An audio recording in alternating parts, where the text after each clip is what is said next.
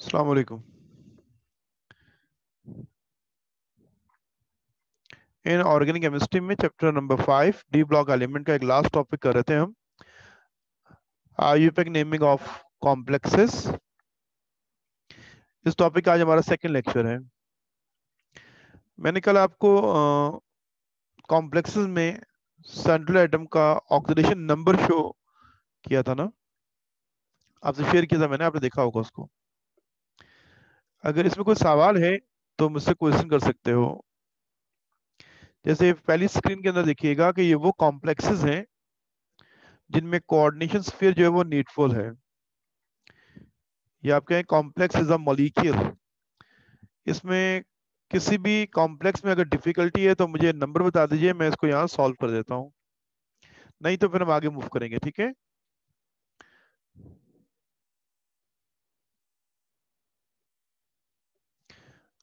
कोई क्वेश्चन नहीं है?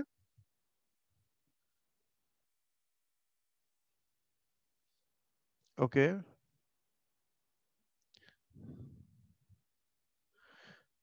ठीक है, मैं नेक्स्ट स्लाइड में मूव कर रहा हूँ। ये सेकंड लिस्ट है कॉम्प्लेक्सेस की जिनमें कोऑर्डिनेशन स्फीयर जो है वो कैटाइन है। ये आंसर की भी दी थी मैंने आपको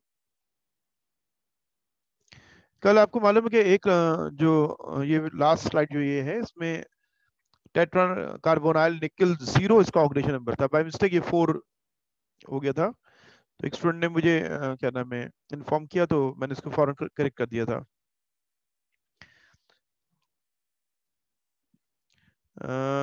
नंबर 5 ऑफ ये जो हमारी अभी मौजूद स्लाइड है इसकी बात कर रहे हैं। इकरा आप बताइए, मैं इसकी बात कर रहे हैं या नेक्स्ट स्लाइड की बात कर रही हैं?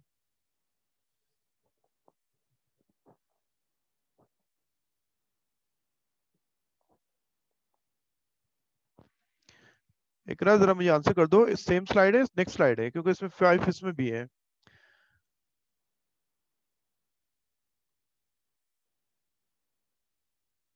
ओके, इस स्लाइड की बात कर रही है, यस। इसमें हम फिफ्थ की बात करते हैं। फिफ्थ में कोबाल्ट का ऑक्सीडेशन नंबर क्या होगा? मैं इसको सॉल्व करता हूं। इसकी बात की जा रही है।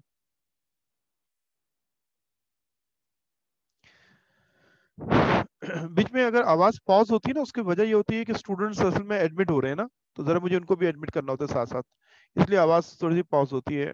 ओके, हम इसको सॉल्व करेंगे। इस कॉम्प्लेक्स पे जो रिमेनिंग चार्ज है वो +1 है, क्योंकि कॉम्प्लेक्स जो है वो कंबाइन हुआ है क्लोराइड एनाइन के साथ, तो रिमेनिंग चार्ज की वैल्यू 1 है, +1 ना। ओके, फार्मूला क्या यूज करते हैं हम ऑक्सीडेशन नंबर फाइंड आउट करने के लिए? m plus ligands is equal to remaining charge. इसमें कोबाल्ट हमारी मेटल है।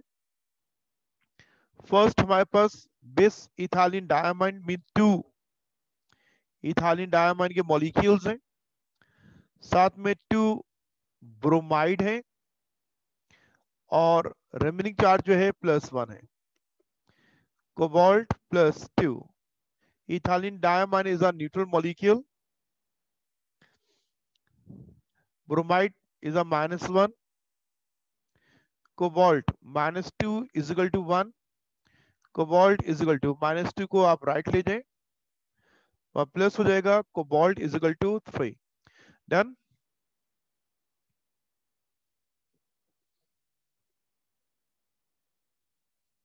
एक आपने देख लिया, डन।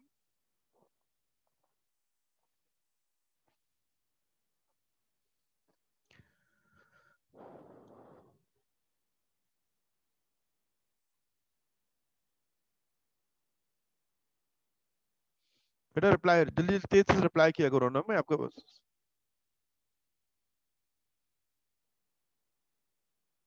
ओके बेटा, थैंक यू। आयशा आप किससे कह रहे हैं? ईएन का ऑक्सीडेशन नंबर, यस बेटा, ईएन जो है मॉलिक्यूल है ना, उसका चार्ज 0 होगा। ईएन इज अ मॉलिक्यूल, उसका चार्ज 0 होगा। और एक और स्टूडेंट मुझे कह रहा था कि सिक्स वाला जरा कर देना, सिक्स वाला। ओके, सिक्स को जरा डिस्कस करते हैं। हम सिक्स की बात कर रहे हैं। पहले मैं इरेज कर दूं। Now six.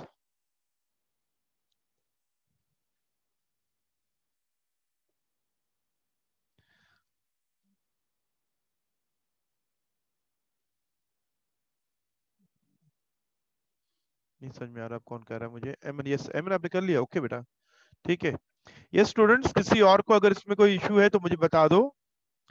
Oxidation number of the metal, और बहुत खुशी की बात है कि आप सबने इसको कर लिया। मतलब मीन हम क्लास में भी इसकी प्रैक्टिस करते हैं, लेकिन अभी हम क्लास में मौजूद तो नहीं है फिजिकल, और डिस्टेंस लर्निंग में भी आपने मतलब इसको अपने ओन कर लिया, और यही असल लर्निंग है कि आप खुद जो है प्रॉब्लम को सॉल्व करें।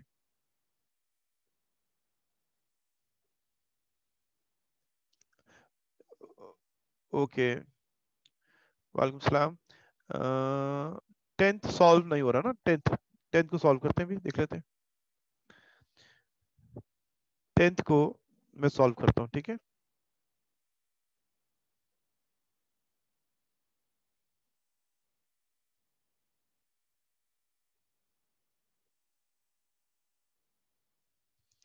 टेंथ को बेटा मैं देख रहा, टेंथ को। टेंथ में अब हमें असल में पहचान होनी चाहिए कि इस टेंथ में कोबाल्ट मेटल है। Cobalt, sorry, cobalt is a metal. इस कोबाल्ट के साथ अटैच जो है 5 अमोनिया मॉलिक्यूल्स है। मैं मॉलिक्यूल कह रहा हूं।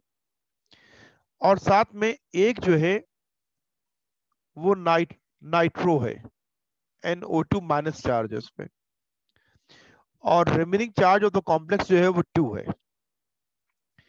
इस कॉम्प्लेक्स का रिमेनिंग चार्ज क्या है? 2 पॉजिटिव है, क्योंकि नाइट्रेट -1 होता है और नाइट्रेट 2 है तो -2 है। रिमेनिंग चार्ज +2 है। Cobalt +5 ammonia is a neutral molecule. आगे हम देखते हैं कि -1 है is equal to 2। Cobalt is equal to 2, -1 left right पे जाके प्लस हो जाएगा।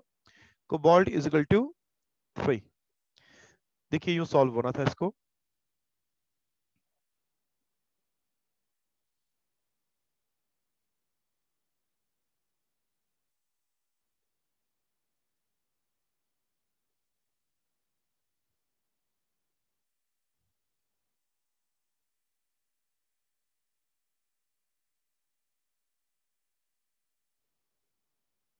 नहीं, माइनस नहीं होता बेटा। किसी भी कॉम्प्लेक्स में मेटल का ऑक्सीडेशन नंबर माइनस नहीं होगा। मेटल की अगर बात कर रहे हैं ना, मेटल का ऑक्सीडेशन नंबर नहीं होगा। मेटल्स आर इलेक्ट्रोपॉजिटिव एलिमेंट, उनका चार्ज नेगेटिव में नहीं आएगा। ओके, अब हम मूव करते हैं नेक्स्ट स्लाइड में, ठीक है। अब ये वो कॉम्प्लेक्स हैं जिनमें रिमेनिंग चार्ज नेगेटिव है। Complex is negative ion complex. Metal negative नहीं होता, मेटल्स आर इलेक्ट्रोपॉजिटिव। इस कॉम्प्लेक्स कोऑर्डिनेशन स्फीयर पे जो चार्ज है वो नेगेटिव होगा। और इनके अंदर कॉम्प्लेक्स में जो मेटल्स हैं उनकी ऑक्सीडेशन स्टेट मैंने सबकी लिखी हुई है, उसी फार्मूले से जो लास्ट क्लास में हमने एंड किया था ना, M+L=R। Oxidation number find out कैसे करते हैं। इसमें जो डिफिकल्ट है, मोस्ट डिफिकल्ट है, आप मुझे बता दो तो वो मैं सॉल्व कर देता हूँ। 7 कर दें, ओके 7। 7 में कॉम्प्लेक्स पे चार्ज -1 है। पहले तो मैं ये मालूम चाहिए कॉम्प्लेक्स पे चार्ज क्या है, -1 है। क्यों? क्योंकि ammonium is a positive ion. Ammonium एक कैटाइन है, वो पॉजिटिव है। तो पहले तो ये मालूम हुआ कि हमारा जो कॉम्प्लेक्स है, कॉम्प्लेक्स उस पे रिमेनिंग चार्ज जो है वो -1 है। अब कॉम्प्लेक्स की फॉर्मेशन देखिएगा, क्या फॉर्मेशन है उसकी, कि उसमें क्रोमियम जो है वो डी ब्लॉक मेटल है जिसका ऑक्सीजन स्टेट निकालनी है हमें। और इसमें 4 जो है थायो साइनेट है, SCN नेगेटिव। और 2 जो है अमोनिया के मॉलिक्यूल्स हैं। 2 जो है अमोनिया के मॉलिक्यूल्स हैं। अब ये हमारे पास इसकी फॉर्मेशन है, और रिमेनिंग चार्ज जो है वो क्या है, -1 है। Chromium 4 multiply by -1 electrical charge, 2 multiply by 0 is equal to -1। Chromium -4 is equal to -1। Chromium is equal to -4 हमने शिफ्ट किया राइट पे तो +4 हो गया। Chromium is equal to 3। Okay, बोलिए आप कह रहे हैं कि 11 को सॉल्व कर दें। 11 बेटा 11 तो हमने फर्स्ट में पढ़ा हुआ है, 11 तो फर्स्ट में पढ़ा गया है, उसको भी हम सॉल्व कर लेते हैं।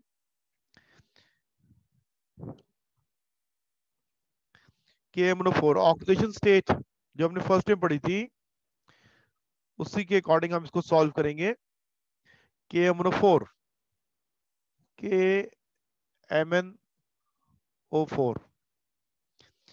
एलिमेंट कौन कौन से हैं, पोटेशियम है, मैग्नीज है, 4 ऑक्सीजन के एटम है, रिमेनिंग चार्ज 0 है। पोटेशियम ग्रुप 1 का एलिमेंट है, ऑक्सीडेशन नंबर 1 होता है। मैग्नीज का हमें मालूम करना है, ऑक्सीजन की oxygen state -2। 1 plus manganese 4 2 -8 is equal to 0। Manganese -7 is equal to 0। Manganese is equal to 7। Chapter number 7 first year chemistry में जब हम ऑक्सीडेशन नंबर पढ़ते हैं तो पहली एग्जांपल हम यही करते हैं वहां पे भी।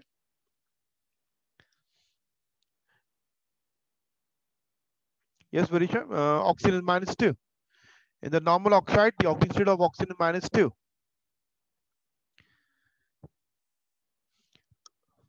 ओके, ये हम ऑक्सीडेशन नंबर जो है फाइंड आउट करते हैं।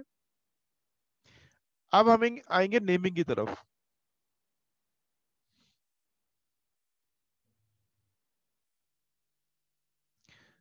रिमेनिंग 0 क्यों है, किस कंपाउंड की बात कर रहे हैं? असलैन किसकी बात कर रहे हो, 11 की बात कर रहे हो?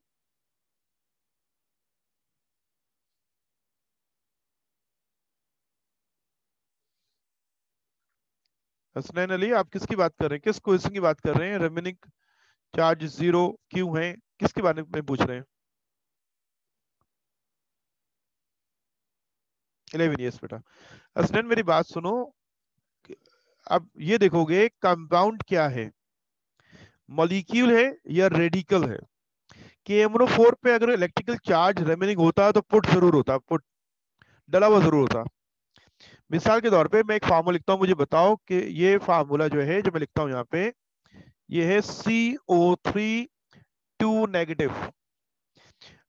आपको गिवन दिया हुआ है कि ये एक न्यूट्रल नहीं है, चार्ज 0 नहीं है, इसका रिमेनिंग चार्ज -2 है।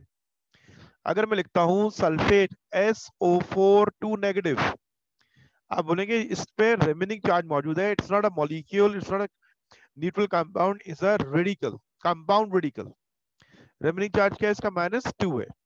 ओके, अगर मैं लिखता हूं C2H6, अब देखो इनके ऊपर कोई रिमेनिंग चार्ज नहीं है, so it is a molecule, इनका रिमेनिंग चार्ज क्या लिया जाएगा, 0। अगर चार्ज होगा तो मेंशन जरूर होगा ऊपर, ठीक है, रेडिकल के अंदर। तो KMnO4 is a compound, charge 0 है। अब जब आयोनिक कंपाउंड होते हैं उनमें कैटाइन और एनाइंस की पहचान होनी चाहिए रिमेनिंग चार्ज निकालने के लिए। कैटाइन और एनाइन की चार्ज मालूम होना चाहिए तब ओके, आपको समझ में आ गया, मैं फिर आगे बढ़ता हूँ। 7 7 बेटा मैंने सॉल्व कर दिया था, आप कौन है? रेयान।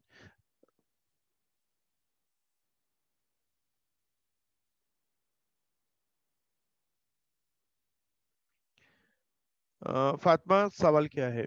रेयान मैंने 7 सॉल्व कर दिया, शायद आप लेट ज्वाइन किया, अब रिकॉर्ड लेक्चर पे जाइएगा अपना।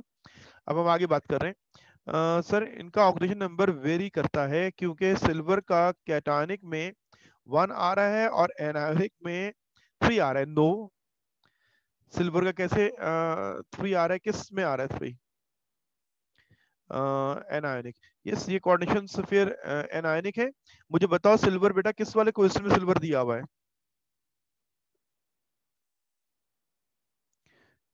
फातिमा बताइए, इनमें से सिल्वर कहाँ दिया हुआ है?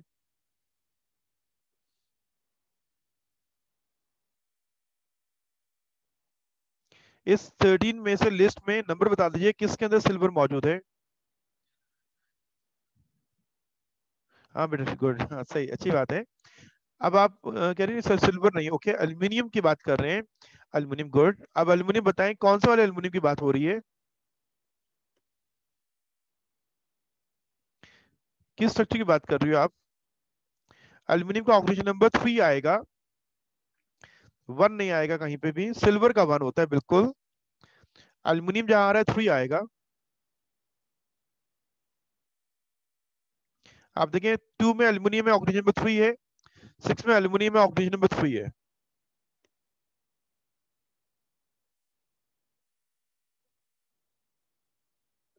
फातिमा, मैं आगे बात करूं या आपको कोई सवाल है अभी?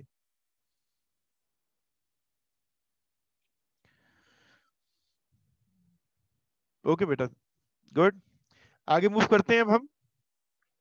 यस, ये एक इनमें से मैंने सॉल्यूशन के तौर पे दिया है कि ये हमारे पास कॉम्प्लेक्स कंपाउंड नहीं है, बल्कि complex is a negative ion, क्योंकि रिमेनिंग चार्ज -3 दिया हुआ है। ये रिमेनिंग चार्ज बता रहा है कि ये एनाइन है और ये आइन है। इसमें एल्यूमिनियम का ऑक्सीडेशन नंबर कैलकुलेट करना है, तो इसलिए इसका सोल्यूशन मैंने एक यहाँ पे शो भी करना था। सॉल्यूशन में फार्मूला यूज करते हैं m plus L is equal to R, और रिमेनिंग चार्ज इस रेडिकल का -3 ऑलरेडी गिवन है।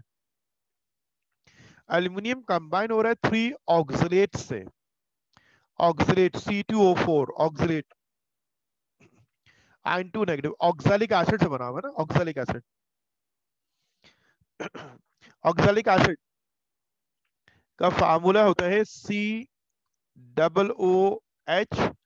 Bond COOH।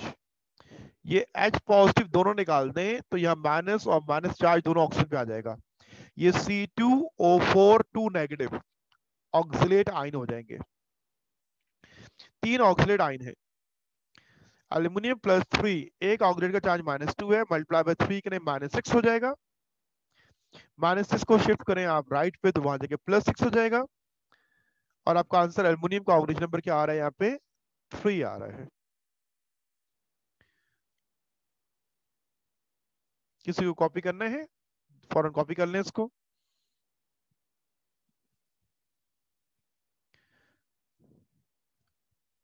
हमने कोऑर्डिनेशन कंपाउंड या कॉम्प्लेक्सेस की जितनी टर्म्स थी उन सबको डिस्कस किया था। कुछ बीच में रूल्स भी डिस्कस हो गए थे। अब हम डायरेक्ट नेमिंग पे आएंगे। ये मेरी नोट्स में आईयूपैक नेम दिए हुए, नेम रूल्स दिए हुए हैं। इनको पढ़ना है, इनको समझना है। नेमिंग के लिए हम इनको अप्लाई करते हैं। इनमें से मोस्टली हम डिस्कस कर चुके हैं। जब भी कोई फार्मूला का नेम लिखा जाता है तो cation are name before anions. ये बात अभी मैं नेक्स्ट स्लाइड में भी आपसे शेयर करता हूं। Within a complex ion name कैसे होता है ये भी हम डिस्कस करेंगे। अभी हम एक रूल पढ़ेंगे। ये जो थर्ड है, थर्ड ये हम डिस्कस कर चुके हैं कि नेगेटिव जो लिगेंड्स होते हैं इनके सफिक्स में ओ लगाते हैं, क्लोरो, हाइड्रोक्सो, साइनो, नाइट्रो। और नीटफुल के स्पेसिफिक नेम होते हैं, जैसे वाटर के लिए एक्ो, अमोनिया के लिए अमाइन। प्रीफिक्स डाई, ट्राई या बिस, प्रिस कैसे यूज करते हैं? मेटल के सफिक्स में 8 कब लगाते हैं? जब coordination sphere is an anionic, और ऑक्सीडेशन नंबर रोमन में लिखा जाता है। ये सारी बातें डिस्कस हो चुकी हैं। आइए पहली वाली बात को समझते हैं। जब भी किसी आयोनिक कंपाउंड का नाम लिखा जाता है तो फर्स्ट नेम किसका होता है? कैटाइन का। उसके बाद नाम किसका होता है? एनाइन का। जैसे ये फार्मूला है, और बहुत कॉमन सा फार्मूला है, कॉमन सॉल्ट। आयोनिक कंपाउंड जब भी आपने स्टडी किया होगा, आपने इसी को ऐसा एग्जांपल लिया है, NaCl। इसमें कैटाइन कौन है? सोडियम। एनाइन कौन है? क्लोराइड। यू कंपाउंड नेम क्या बन गया? Sodium chloride. Complex is a molecule की हमें नेमिंग करनी है। Complex is a molecule. आपका होल कंपाउंड कोऑर्डिनेशन स्फीयर के अंदर होगा। आपका होल कंपाउंड एक कोऑर्डिनेशन स्फीयर के अंदर होगा। उससे पहले कोई रेडिकल नहीं है, बाद में रेडिकल नहीं है, स्टार्ट में कोई नहीं है रेडिकल और आखिर में भी रेडिकल नहीं है, तो होल मॉलिक्यूल है। चार्ज क्या होता है इनका? जीरो होता है। जब किसी कॉम्प्लेक्स का नेम करते हैं, नेम जब करते हैं, नेम, नेम की फॉर्मेशन क्या है? नेम की फॉर्मेशन, नेम की फॉर्मेशन ये है कि सबसे पहले लीगेंड्स का नेम करते हैं। सबसे पहले आप लीगेंड्स का नेम करते हैं, और अगर वो लीगेंड एक से जायद है तो फिर आप उनको लिखते हैं अल्फाबेटिकल ऑर्डर में। नेम का फर्स्ट अल्फाबेट कंसीडर किया जाएगा लीगेंड, और लीगेंड के स्टार्ट में उनकी तादाद को कोऑर्डिनेशन नंबर कहते हैं। कोऑर्डिनेशन नंबर मीन अगर 2 क्लोरो है तो di is a coordination number, chloro is a ligand name. सबसे पहले हम नेमिंग में लीगेंड लिखते हैं, और लीगेंड के बाद जितने भी हैं अल्फाबेटिक ऑर्डर लिखने के बाद, अल्फाबेटिक ऑर्डर में लिखने के बाद फिर हम लिखते हैं मेटल का नेम, और मेटल के नेम के साथ हम उसकी ऑक्सीडेशन स्टेट जो भी है, मोस्टली 3 होती है, तो वो हम लिखते हैं। जरा स्टेटमेंट पढ़ें क्या लिखा है मैंने। With in a complex ion या molecule the ligands are named first in alphabetical order followed by the metal with oxidation number। ये मेरे नोट्स के आईयूपीएसी नेमिंग रूल का पॉइंट नंबर 2 है, वो डिस्कस कर रहा हूँ। पॉइंट नंबर 1 अभी पहले डिस्कस किया कि कैटायन हमेशा पहले और एनायन बाद में होता है नेम में। अब हम कॉम्प्लेक्स मॉलिक्यूल में हम बात कर रहे हैं। कॉम्प्लेक्स मीन ये जो स्क्वायर ब्रैकेट के अंदर के जो सब्सटेंस है उनकी नेमिंग कैसे होती है, इसके अंदर जो है। मिसाल के तौर पे अभी हम कोई एग्जांपल लेते हैं। मैंने यहाँ पे एक कोऑर्डिनेशन कंपाउंड लिखा और मुझे इसका आईयूपीएसी नेम बताना है। अब इसमें आप देखोगे कि मेटल कौन सी है? कोबाल्ट, और लीगेंड एक से जायद है। लीगेंड एक से जायद है, तो इसमें आप सबसे पहले लीगेंड्स को लिखेंगे। एक से जायद है ना, तो अब इन सबके नेम देखिए। फर्स्ट वाले का नेम क्या है? ये वाला, इसका नाम है अमाइन, ए डबल एम से अमाइन। सेकंड वाले का नेम क्या है? क्लोरो। उसके बाद जो लीगेंड है उसका नाम क्या है? साइनो। और लास्ट में जो लीगेंड है उसका नाम क्या है? नाइट्रो। कितने लीगेंड्स नजर आ रहे हैं आपको? 4। अब आपको सबसे पहले किस लीगेंड का नेम करना है? देखिए लीगेंड का प्रीफिक्स को अल्फाबेटिक ऑर्डर में कंसीडर नहीं करेंगे। लीगेंड के प्रीफिक्स को, उसकी तादाद, उसके कोऑर्डिनेशन नंबर को नहीं करेंगे, नेम की अल्फाबेटिक ऑर्डर की, नेम की। ठीक है, first alphabet of the name. तो आप देखिए सबसे पहले किसका लिखा जाएगा? अमाइन। फिर कौन सा अल्फाबेट आ रहा है? सी, और ये सी दोनों में कॉमन है। तो फार्मूले में जो भी पहले लिखा हुआ है उसको फर्स्ट नेम करेंगे। अगर साइनो पहले लिखा होता मैं साइनो को पहले नेम करता। यहाँ क्लोरो साइनो से पहले लिखा हुआ है, दोनों सी अल्फाबेट से आ रहे हैं। जब दोनों सी अल्फाबेट से आ रहे हैं तो देखिए फार्मूले में कौन पहले लिखा हुआ है उसका नाम पहले कर देंगे। तो ये सीक्वेंस मालूम हो रही है कि अमाइन सबसे पहले आएगा, तो इसका नेम क्या बनेगा? अमाइन का कोऑर्डिनेशन नंबर क्या है? 3, तो आप क्या लिखेंगे? Tri ammine. मेरे साथ साथ कॉपी कीजिएगा। Tri ammine chloro cyano nitro cobalt, और इसका कोबाल्ट का ऑक्सीडेशन नंबर क्या है? 3। कोबाल्ट का ऑक्सीडेशन नंबर 3। इस पूरे का मैंने नेम लिख दिया, IUPAC name. Oxidation number verbally जरा देखते हैं, वर्बली कैलकुलेशन। ये 0 है, रिमेनिंग चार्ज है 0। Ammonia is a neutral molecule, charge 0। Chloride is a -1, cyano -1, nitro -1। तीनों -1 है, तीनों को सम करें -3, राइट पे जाके क्या हो जाएगा, +3। यूं इसका ये नेम लिखा जाएगा, ये इसका नेम है tri ammine chloro cyano nitro cobalt 3। एक और एग्जांपल, ये ऑक्सीजन नंबर कैसे निकला हुआ है ये यहाँ पे मेंशन किया है। हमें हमें थोड़ी प्रैक्टिस करनी है कि फार्मूला देख के हम वर्बली बता देंगे मेटल का ऑक्सीजन नंबर क्या होगा। अब मैं यहाँ पे एक और लिख रहा हूँ, ये मैंने एक कॉम्प्लेक्स लिखा है। अगर आपको लीगन के नेम याद हैं तो इसका नेम आपको करना चाहिए। ट्राई कर लो, 2 मिनट देता हूँ, जब कर लो डन कहिएगा तो मैं इसका आंसर शेयर कर लूंगा, ठीक है। सिर्फ डन कीजिएगा, इसका नेम लिखना होता है डिफिकल्ट हो आपको टाइप करना, तो नाम मत लिखिए, सिर्फ आप कॉपी पे लिखें और डन कहें मुझे तो मैं इसका नेम शेयर करता हूँ आपसे। मैं इसमें कुछ भी नहीं बता रहा क्योंकि आपने खुद सॉल्व करना है।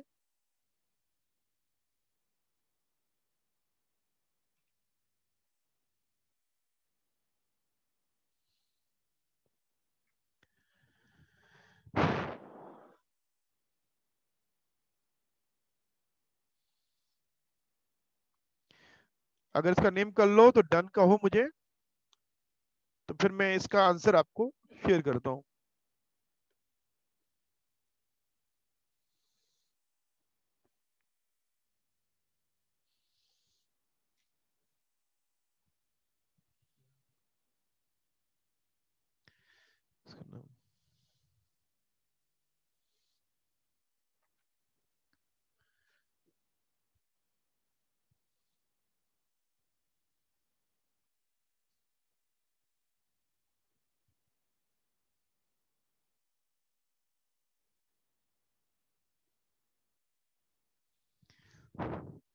Yes,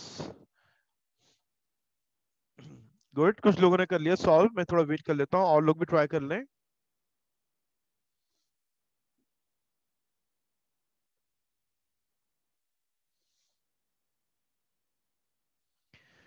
it's about 9:30। Half an hour के बाद किसी को मैं अलाउ नहीं करूंगा क्लास में, ठीक है। मैं आज मैसेज कर दूंगा व्हाट्सएप में, इसकी पाबंदी करनी है। 30 मिनट्स के बाद किसी को अलाउ नहीं किया जाएगा।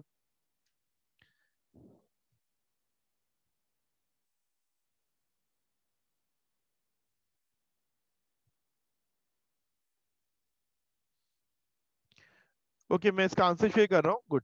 मैं इसका आंसर शेयर कर रहा हूँ, आंसर देखिएगा। ये इसका मैंने नेम लिख दिया। अब आप चेक कर लीजिए कि क्या यही नेम लिखा आप लोगों ने। अब अपना आंसर चेक कर लीजिए, क्या यही नेम लिखा आप लोगों ने। बिस ethylene diamine dichloro platinum 2। Good, good. ठीक है बेटा, इनमें से मैंने आपको करवा दिए। अब आपको अगर लीगेंड्स के नेम याद हैं और रूल्स को फॉलो करते हो,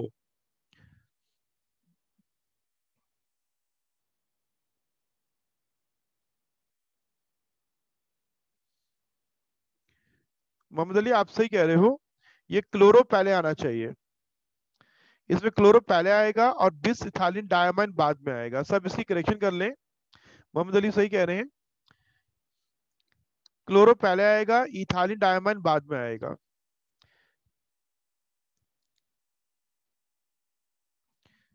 क्लोरो पहले लिखेंगे, इथाइलिन डायमाइन को बाद में लिखेंगे हम, क्योंकि क्लोरो का अल्फाबेट सी है और इथाइलिन डायमाइन स्टार्ट किससे हो रहा है, ई से हो रहा है। इसलिए इसका नेम सही कर लें, डायक्लोरो बिस इथाइलिन डायमाइन प्लेटिनियम 2 होगा। हमने अल्फाबेटिक ऑर्डर को फॉलो करना होता है। ये इसमें बेटा स्लाइड बनाते बनाते कभी बात को चीजें ना जहन से निकल जाती हैं, इसलिए कुछ ना कुछ मिस्टेक हो जाती है। उसको ज़ाहिर है हम जब डिस्कस कर रहे होते हैं, और यही अच्छी बात है कि आप तवज्जो से बात सुन रहे हैं और कहीं कोई मिस्टेक होती है तो उसको हाईलाइट करते हो। गुड। डायक्लोरो बिस थालिन diamine platinum 2।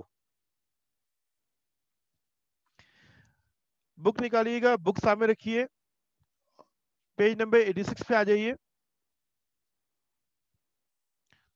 On page number 86 जहां रूल्स गिवन है,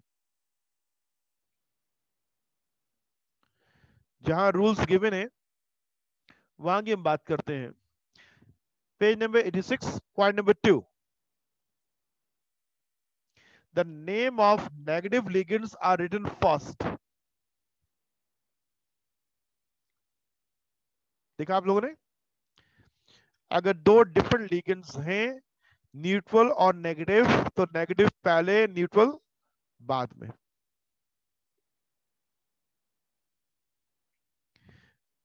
नेगेटिव पहले न्यूट्रल बाद में लिखना है।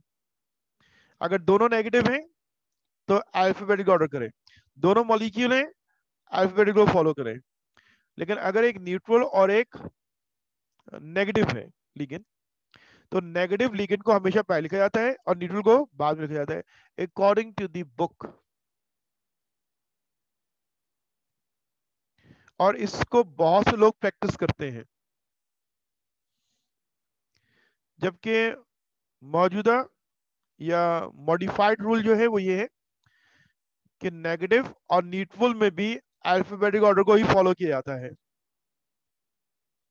न्यूट्रल और नेगेटिव में भी अल्फाबेटिक ऑर्डर को फॉलो किया जाता है। अगर इस वाली एग्जांपल में मैं बुक के रूल को फॉलो करूं तो chloro is a negative ligand, ethyl diamond is a molecule, chloro पहले आना चाहिए, इथाइल डायमंड बाद में आना चाहिए। अगर मैं अल्फाबेटिक ऑर्डर को फॉलो करूं तब भी ऐसा ही है, क्लोरो पहले आना चाहिए और इथाइल डायमंड क्या होना चाहिए, बाद में आना चाहिए। ये बात समझ में आ रही है आप लोगों को? तो इसलिए मैं तो अमूमन कहीं आगे अगर आंसर कर रहा हूँ तो मैं जो मौजूदा रूल है उसको फॉलो कर रहा हूँ, लेकिन आपको बुक को फॉलो करते हुए ये करना है कि दो डिफरेंट लीगेंड्स में नेगेटिव पहले आएगा न्यूट्रल बाद में आएगा।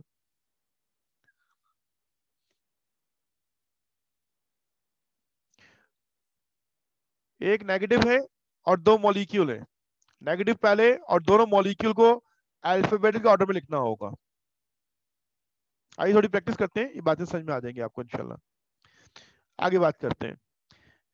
जैसे complex with neutral coordination sphere में 5 मेरे असाइनमेंट में थे नोट्स के, 2 अभी हमने क्लास में डिस्कस किए। अब इसमें से सेकंड वाला जो है, सेकंड, इस सेकंड वाले को अभी सॉल्व करें। सेकंड वाले को, सेकंड को अभी सॉल्व करना है आपको। सॉरी, सेकंड ये है, मैं हाईलाइट कर दूं उसको, मैं इसकी बात कर रहा हूं, इसको अभी नेम करना है आपको। फिर बाकी रिमेनिंग 2 हैं वो फिर आप बाद में कर लीजिएगा। ये सेकंड के बाद थर्ड भी करेंगे अभी हम, क्योंकि थर्ड में कुछ लोगों को ही प्रॉब्लम ना हो। सेकंड को करें अभी आप ना।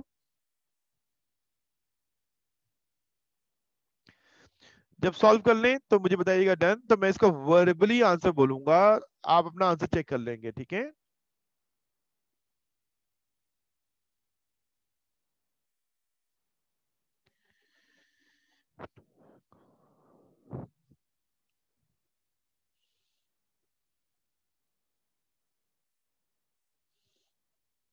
ओके, एक स्टूडेंट ने कर लिया सॉल्व, गुड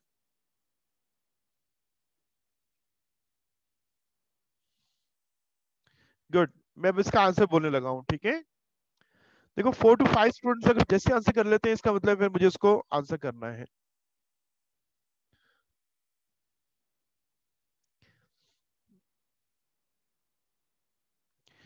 पहले सेकंड वाले का आंसर सुन लीजिए। अकॉर्डिंग टू द बुक, फिर गौर सुने, बुक के अकॉर्डिंग, बुक के अकॉर्डिंग मेरी बात सुने। नेगेटिव लिगेंड को पहले नेम करूंगा तो ट्राई क्लोरो ट्राई एको क्रोमियम 3, ट्राई क्लोरो ट्राई एको क्रोमियम 3। Okay okay good. और अगर मैं अल्फाबेटिक ऑर्डर करता हूं और इस बात को इग्नोर करता हूं, नेगेटिव और न्यूट्रल का कोई मसला नहीं है, सिर्फ अल्फाबेटिक ऑर्डर ही दिखा जाता है, तो फिर इसका नेम क्या होगा, ट्रा एको ट्रा क्लोरो क्रोमियम 3, दोनों सही हैं। लेकिन आपको किसी एक मैथड को फॉलो करना है तो बुक को प्रेफर कर लो, क्योंकि बुक हमारा सिलेबस है, बुक में जो सोल्यूशन दिया हुआ है वही हमारा म्यार होगा। तो इसलिए ट्राई क्लोरो ट्राई एको क्रोमियम 3। और अगर कोई स्टूडेंट लिखता है ट्राई एको ट्राई क्लोरोक्रोमियम 3, बिल्कुल सही है। थर्ड का अब आंसर देखें क्या होगा, थर्ड कर लीजिए। अब उसको सॉल्व करते हैं और उसका आंसर देखते हैं, मैं फिर वर्बली डिस्कस करूंगा। Third is very easy because एक ही लिगेंड है, एक ही लिगेंड है उसके अंदर, तो इसलिए जल्दी से हो जाना चाहिए।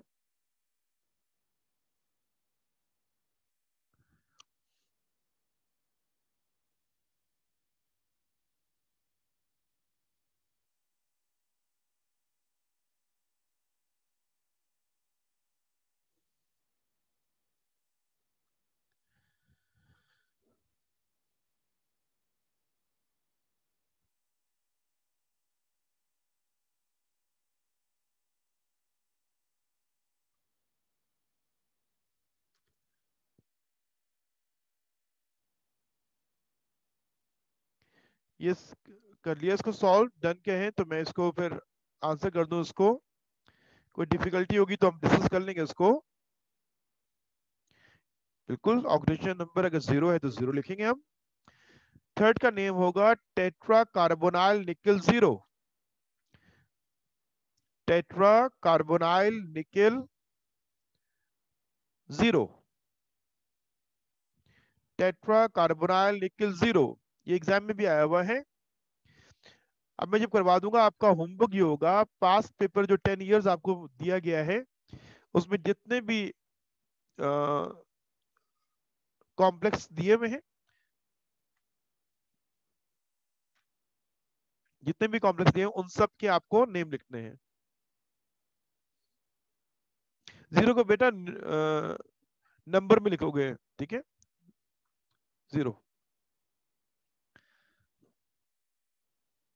ये जीरो को बेटा यूं ही लिखेंगे, zero, like this, zero,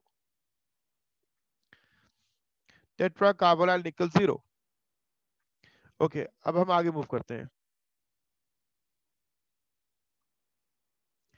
complex इस कैटायन की बात करते हैं, इसमें कोई डिफरेंट बात नहीं है। कॉम्प्लेक्स का नेम वैसे ही होगा, आखिर में एनाइन को साथ में ऐड करेंगे। कॉम्प्लेक्स का नाम पहले आएगा क्योंकि complex is cation, cation first name होगा, उसके बाद जो एनाइन है उसका नाम साथ में हो जाएगा। मिसाल के तौर पे मैंने एक यहाँ पे कोऑर्डिनेशन कंपाउंड लिखा हुआ है जिसमें कॉम्प्लेक्स इज अ कैटाइन और साथ में अटैच जो एनाइन है वो क्लोराइड लगा हुआ है।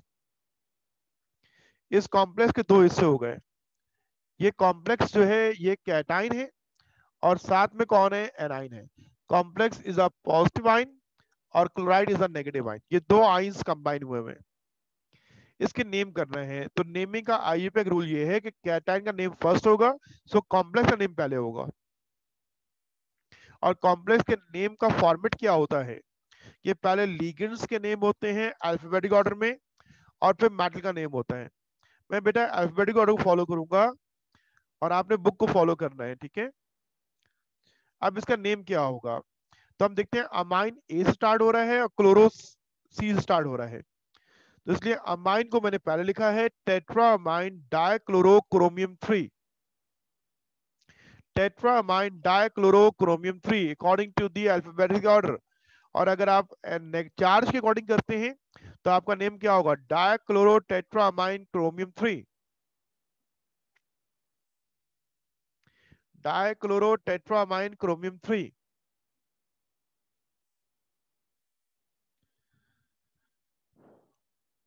यस, लिख लिया, डाइक्लोरो टेट्रामाइन क्रोमियम 3। अब इसके बाद जो एनाइन लिखा हुआ है वो आखिर में ऐड करेंगे, वो कौन है, क्लोराइड है। तो कंप्लीट नेम हो गया टेट्रामाइन डाइक्लोरो क्रोमियम 3 क्लोराइड।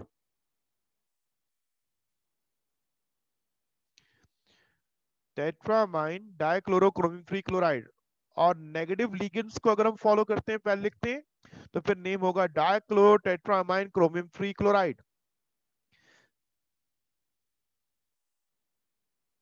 बहुत से लोग इसी बात को अभी भी फॉलो करते हैं कि नेगेटिव लिगेंड का नेम फर्स्ट, न्यूट्रल का बाद में। तो हमारी बुक में भी यही रूल मेंशन है, आपने इसी को फॉलो करना है।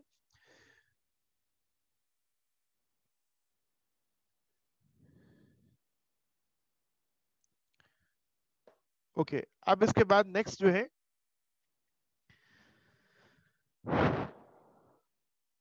Okay next.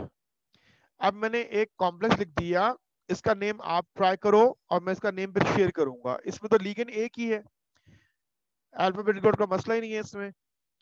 कॉम्प्लेक्स का नाम पहले लिखोगे और उसके बाद जो नेगेटिव एक एनाइन लगा हुआ है उसका नाम बाद में आएगा। आप ट्राई करो उसको, क्या नेम होगा इसका।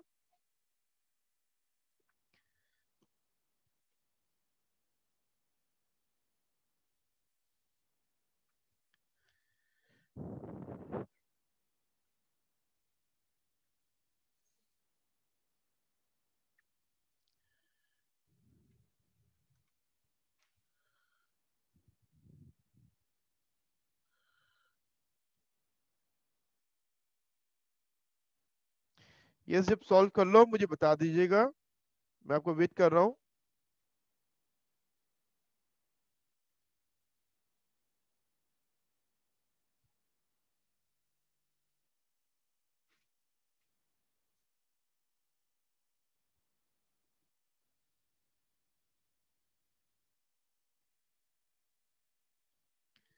Okay good. इसका नेम देखिए क्या है। पहले हमने कॉम्प्लेक्स का नाम लिखा टेट्रा अमाइन कॉपर 2। इसके बाद एनाइन का नाम क्या है, सल्फेट। तो कॉम्प्लेक्स का कंप्लीट नेम क्या हो गया, टेट्रा अमाइन कॉपर 2 सल्फेट। ठीक है, टेट्रा अमाइन कॉपर 2 सल्फेट। अब इसके बाद एक और मैंने कॉम्प्लेक्स लिखा हुआ है, इसके अंदर लिगेंड एक से जायद हैं, इसका नेम बनाओ क्या होगा। मैं बेटा लिखूंगा इसका आंसर अल्फाबेटिक ऑर्डर में। आपने ये करना है कि नेगेटिव लिगेंड को पहले, न्यूट्रल को अल्फाबेटिक ऑर्डर में बाद में, फिर मेटल उसका ऑक्सीडेशन नंबर और आखिर में एनाइन। करें सॉल्व इसको, देखो क्या इसका नेम होगा, आप ट्राई करो।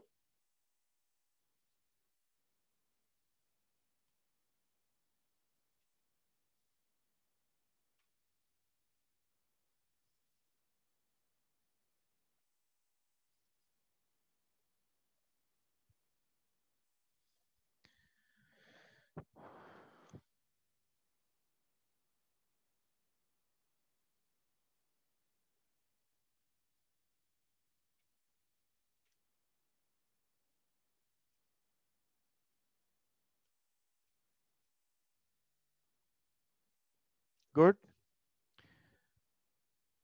तमाम लोग सॉल्व कर लें। जब आप सॉल्व कर लें तो फिर डन का मैसेज करें इसको।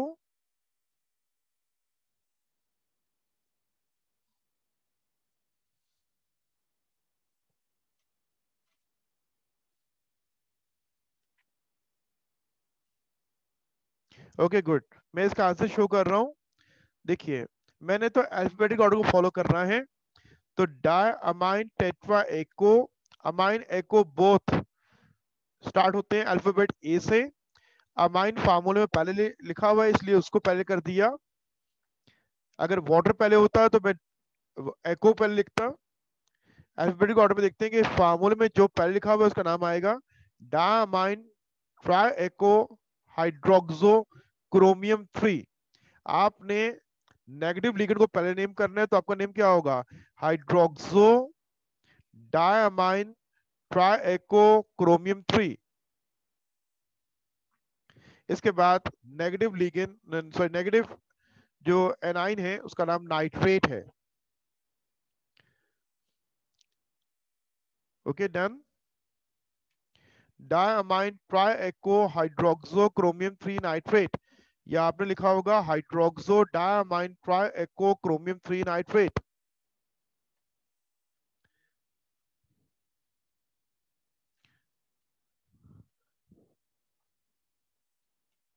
ओके अब ये आपके असाइनमेंट में नोट्स में जो दिए हुए इनमें से इन दो को तो हमने सॉल्व किया, एक इनसे डिफरेंट था वो भी सॉल्व किया। अब बता दीजिए इसमें जो मोस्ट डिफिकल्ट है उसका नेम मैं कर देता हूँ। एक तो सबसे पहले मैं 6 को सॉल्व कर रहा हूँ।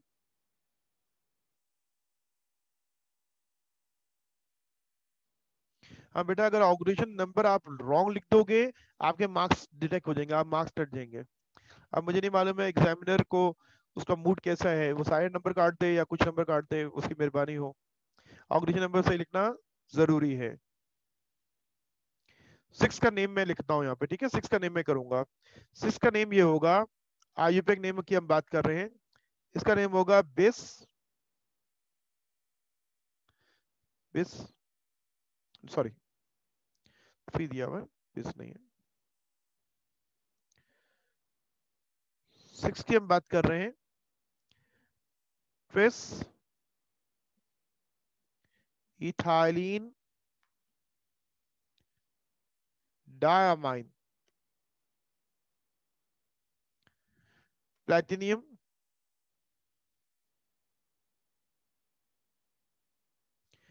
प्लेटिनियम, और इसका ऑक्सीडेशन नंबर है 4।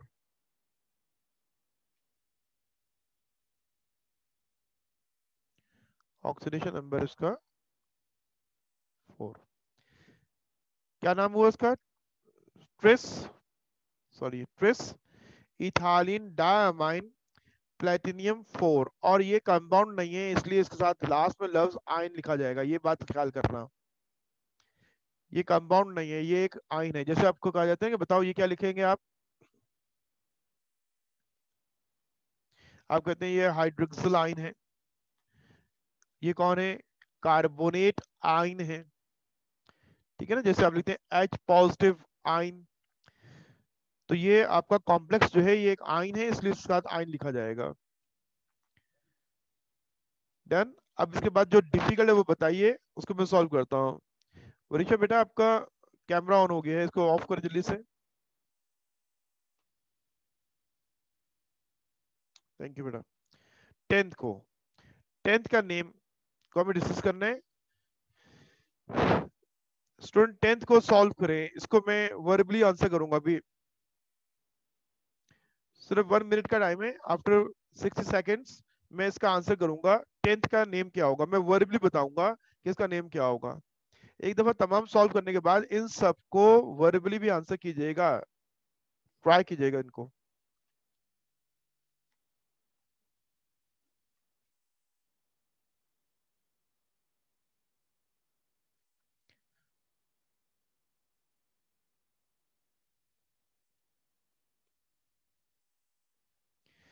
टेंथ किसी ने सॉल्व कर लिया तो डन का मैसेज कर दो, फिर मैं इसका आंसर बता देता हूँ।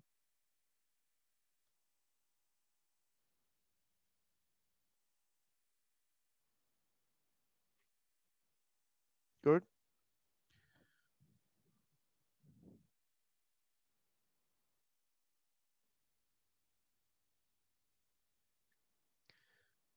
ओके, मैं इसका आंसर कर रहा हूँ, तो सुनिए गौर से। मैंने कहा था कि मैं जब भी आंसर करूंगा तो मैं लीगेंड्स की अरेंजमेंट जो है नेम के अंदर अल्फाबेटिकली ऑर्डर में करूंगा। तो इसका नेम है पेंटा अमाइन, पेंटा अमाइन नाइट्रो, पेंटा अमाइन नाइट्रो कोबाल्ट 3 नाइट्रेट,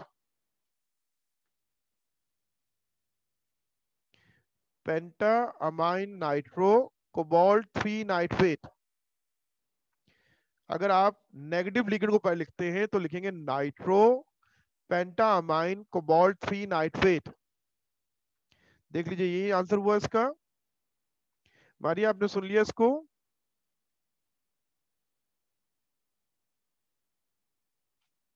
नहीं बेटा, वानिया नाइट्रेट के साथ डाई नहीं लगेगा, क्योंकि नाइट्रेट जो है, nitrate is not a ligand.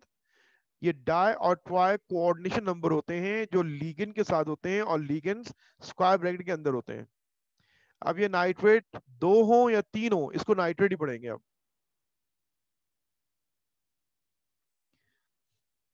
ठीक है, इसको नाइट्रेट ही पढ़ेंगे। आपको मैं एक फार्मूला वानिया देखो दोबारा ना, एक फार्मूला लिखता हूँ। अब उस फार्मूले का जरा नाम बताइए क्या होगा।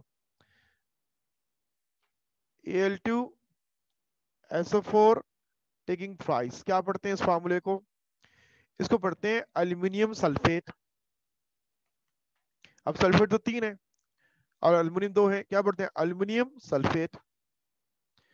ये डाई और ट्राई लीगेंड्स के लिए होता है, और लीगेंड के कोऑर्डिनेशन नंबर ये यहाँ स्क्वायर ब्रैकेट के अंदर होते हैं, बाहर लिगेंड नहीं होता है। अब ये लास्ट वाला देखो ना, लास्ट वाला, लास्ट वाले में देखो, इसका नाम मैं वर्बली बोल देता हूँ, जरा सुन लो कि नाम क्या होगा इसका। दोनों लिगेंड्स न्यूट्रल हैं तो अल्फाबेटिक ऑर्डर लास्ट में करेंगे आप, दोनों न्यूट्रल हैं। तो न्यूट्रल में पहले कौन लिखा हुआ है, अमाइन फार्मूले में, तो अमाइन का नाम पहले आएगा, ट्राई अमाइन ट्राई एको क्रोमियम 3 क्लोराइड। ट्राई अमाइन, सुना आपने क्या कहा मैंने, ट्राई अमाइन ट्राई एको क्रोमियम 3 क्लोराइड, क्लोराइड। अब ये 3 जो क्लोराइड के साथ 3 लगा हुआ है, ये कोऑर्डिनेशन नंबर नहीं है, इसलिए ये एक है तब भी क्लोराइड है, जैसे यहाँ फर्स्ट वाले में क्लोराइड है, थर्ड वाले में क्लोराइड 3 है तो क्लोराइड लिखा जाएगा, क्लोराइड क्लोराइड, और ये भी क्या है, क्लोराइड लिखा जाएगा। दोबारा इसका नेम सुन लीजिए, मैंने क्या नेम बोला इसका, ट्राई अमाइन ट्राई एको क्रोमियम 3 क्लोराइड। ओके, अब हम आते हैं next, last type of complexes is A9. अब जो चेंज आएगा वो सिर्फ इतना आएगा कि मेटल के नेम के साथ सुफिक्स 8 लिखना है। ये एक डिफरेंट बात आ रही है और कोई चीज नहीं है। पहला नाम आएगा कैटाइन का, उसके बाद कॉम्प्लेक्स का नाम बाद में आएगा क्योंकि कॉम्प्लेक्स स्टार्ट में नहीं है। पहला नाम आएगा कैटाइन का, फिर नाम आएगा कॉम्प्लेक्स का, और कॉम्प्लेक्स में जो मेटल है उसके सुफिक्स में 8 ऐड करना है। मिसाल के तौर पे ये एक कॉम्प्लेक्स लिख दिया मैंने,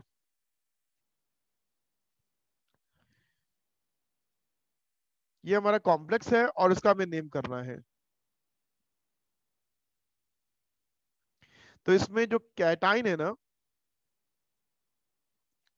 वो अमोनियम है, ये कैटाइन है, अमोनियम आयन। अमोनियम क्लोराइड जैसे सॉल्ट होता है ना, अमोनियम साथ कॉम्प्लेक्स लगा हुआ है, तो पहला नाम तो अमोनियम का आएगा। सबसे पहले आपने कैटाइन का नाम लिख दिया अमोनियम, आप इस कॉम्प्लेक्स पूरे का नाम लिखेंगे। तो इस कॉम्प्लेक्स में स्टार्ट लेते हैं लिगेंड से, स्टार्ट किसे लेंगे आप, लिगेंड से।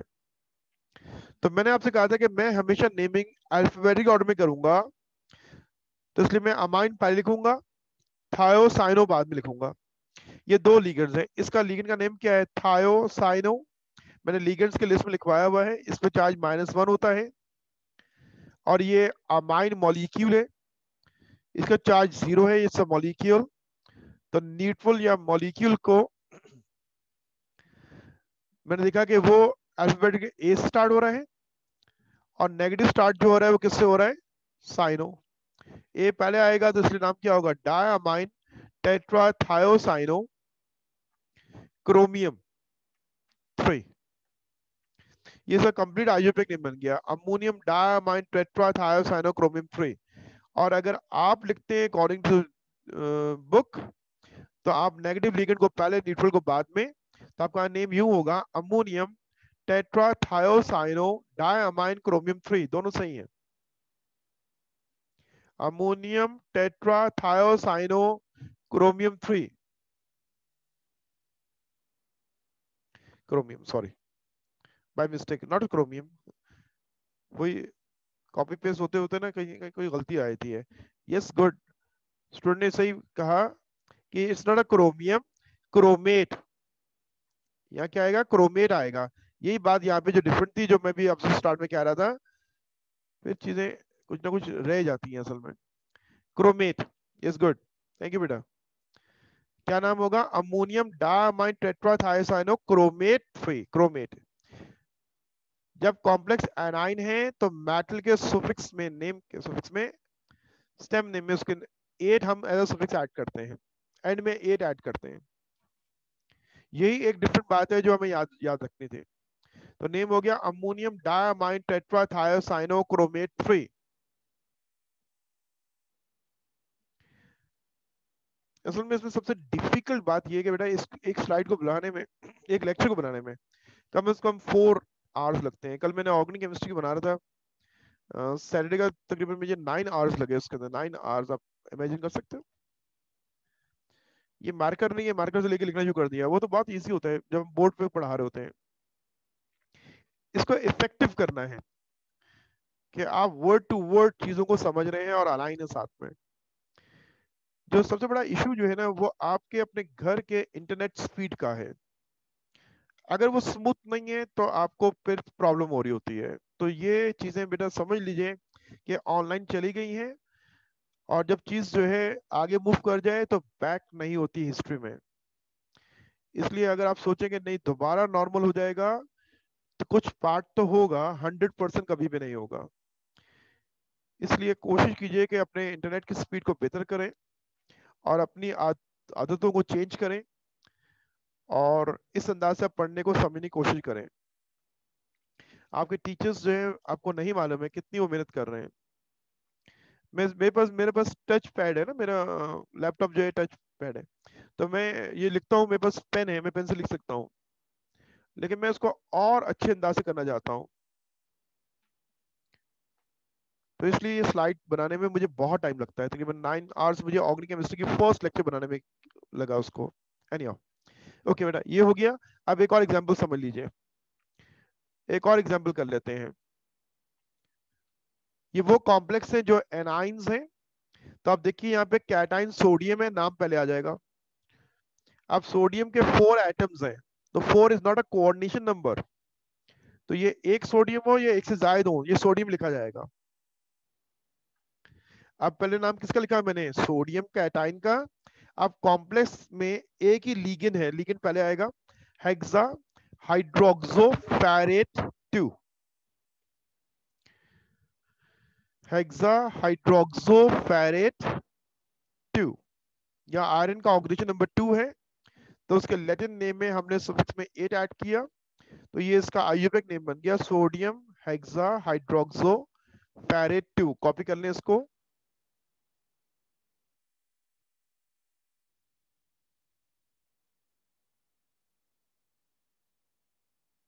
फेरेट 2, ये last third type of the complex में हमने कहा when the complex is anion, तो फिर जो मेटल के नेम के एंड में आप 8 ऐड करोगे। ये एक न्यू लर्निंग थी, एक नया रूल हमने अप्लाई किया है, बाकी कोई नया चेंज नहीं है। उम्मीद है कॉपी कर लिया होगा। अब हम आगे मूव करते हैं, ठीक है बेटा। ये वो मेरे असाइनमेंट के कॉम्प्लेक्सेस हैं प्रैक्टिस के लिए, ताकि जो रूल्स पढ़े हैं, जिन बात को समझा है, उसको अप्लाई कर लें। इसमें 6 का मैं आंसर करूंगा, 6 का आंसर।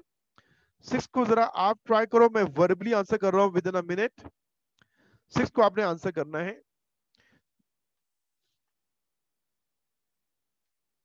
ये भी एग्जाम में आते हैं, इसलिए इनको भी जरा ध्यान में रखिए। आपको याद है कि हमने एस ब्लॉक में पढ़ा था, टेट्राहाइड्रोक्सो जिंकेट 2 आइन कहते थे उसको, 2 आइन।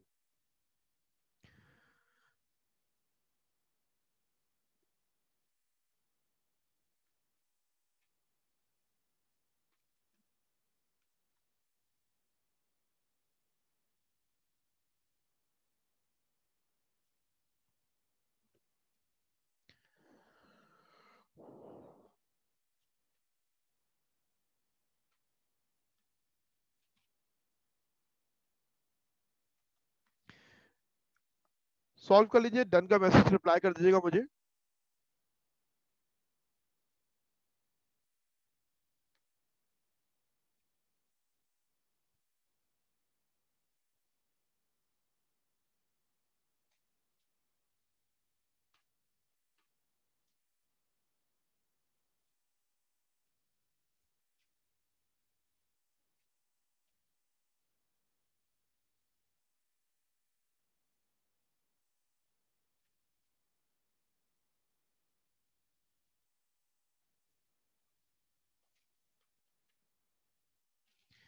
ओके, अब मैं इसका नेम बता रहा हूं। इसका नेम क्या होगा, यहाँ ऑक्सीडेटो मौजूद है, ऑक्सीडेटो। ट्राई ऑक्सीडेटो एल्यूमिनेट, ट्राई ऑक्सीडेटो एल्यूमिनेट 3 आइन, ट्राई ऑक्सीडेटो एल्यूमिनेट 3, इसका ऑक्सीडेशन नंबर है एल्यूमिनियम का, आइन। आखिर में वर्ड आइन लिख देना है, ठीक है। अब बताइए इसमें से कोई और जो डिफिकल्ट है, मोस्ट डिफिकल्ट, वो बताएं, वो मैं सॉल्व कर देता हूं। एक एग्जांपल और करवा दूं ताकि ये टॉपिक हमारा एंड हो जाए और फिर हम आगे बात करें। बताइए कौन सा मोस्ट डिफिकल्ट है। 13 कह रहे हैं मुझे, 13 लास्ट वन, 13। यस, स्टूडेंट का 13। फिर 13 को मैं वर्बली आंसर करूंगा, जरा उसका आंसर सुन लीजिएगा। इसमें सबसे पहला नाम किसका आएगा? कैटाइन है सोडियम, सोडियम बोल लेंगे, सोडियम। Hexa, nitro, cobaltate, 3। सुना आपने? सोडियम का नाम पहले बोलेंगे, सोडियम लिखेंगे, sodium, hexa, nitro, cobaltate, 3। Okay Ayesha, किसी और स्टूडेंट को कोई और कॉम्प्लेक्स का नेम समझना है तो बताइए, मैं वो नेम कर देता हूं। बाकी ये लिस्ट पूरी आपने सॉल्व करनी है।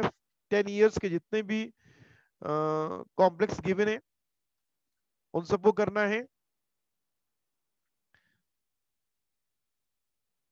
11th को, 11th को बिल्कुल एंड में करते हैं भी, 11th को, उससे पहले बाकी जो है जरा वो समझ लें। 11th एक हमारा एक्सेप्शनल है कि इसमें स्क्वायर ब्रैकेट नहीं डला हुआ। ये शायद मेरे ख्याल से एक दफा एग्जाम में आया है, इसलिए मैंने इसको लिस्ट में रखा हुआ है। इन 10 इयर्स में तो नहीं होगा, उससे पहले आया होगा। 11th के अलावा कोई और है बता दीजिए, नहीं तो मुझे मैसेज करें। डन का तो मैं 11th को सॉल्व कर देता हूँ बस।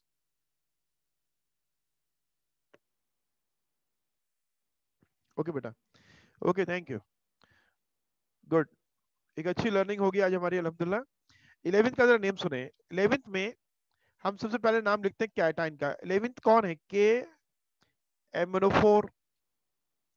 इसमें पोटेशियम इज अ कैटाइन और permanganate is a negative ion. इसका नेम है potassium permanganate, but IUPAC name लिखना है, पोटेशियम परमैंगनेट नेम है ना इसका, लेकिन हमें इसका आईयूपैक नेम बताना क्या होगा।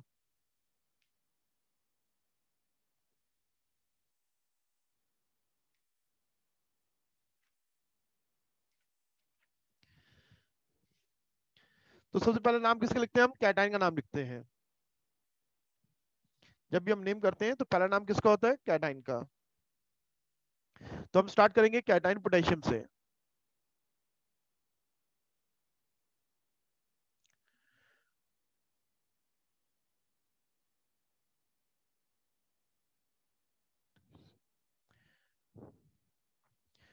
ठीक है, पोटेशियम। इसके बाद क्या होगा? ये कॉम्प्लेक्स है, एमनो4 इज अ कॉम्प्लेक्स। इसमें कोऑर्डिनेशन नंबर है 4, इसको पढ़ेंगे टेट्रा। ऑक्सीजन को, ऑक्साइड को ऑक्सो पढ़ते हैं। O2 negative as a ligand हो तो इसका नेम है oxo. Potassium tetra oxo. Magnet,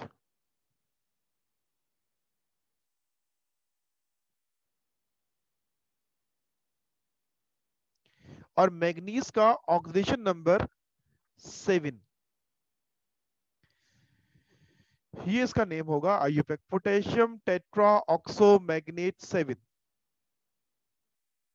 done.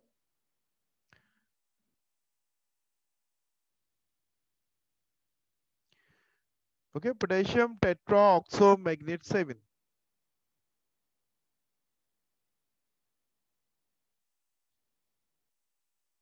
थायोसाइनो होगा।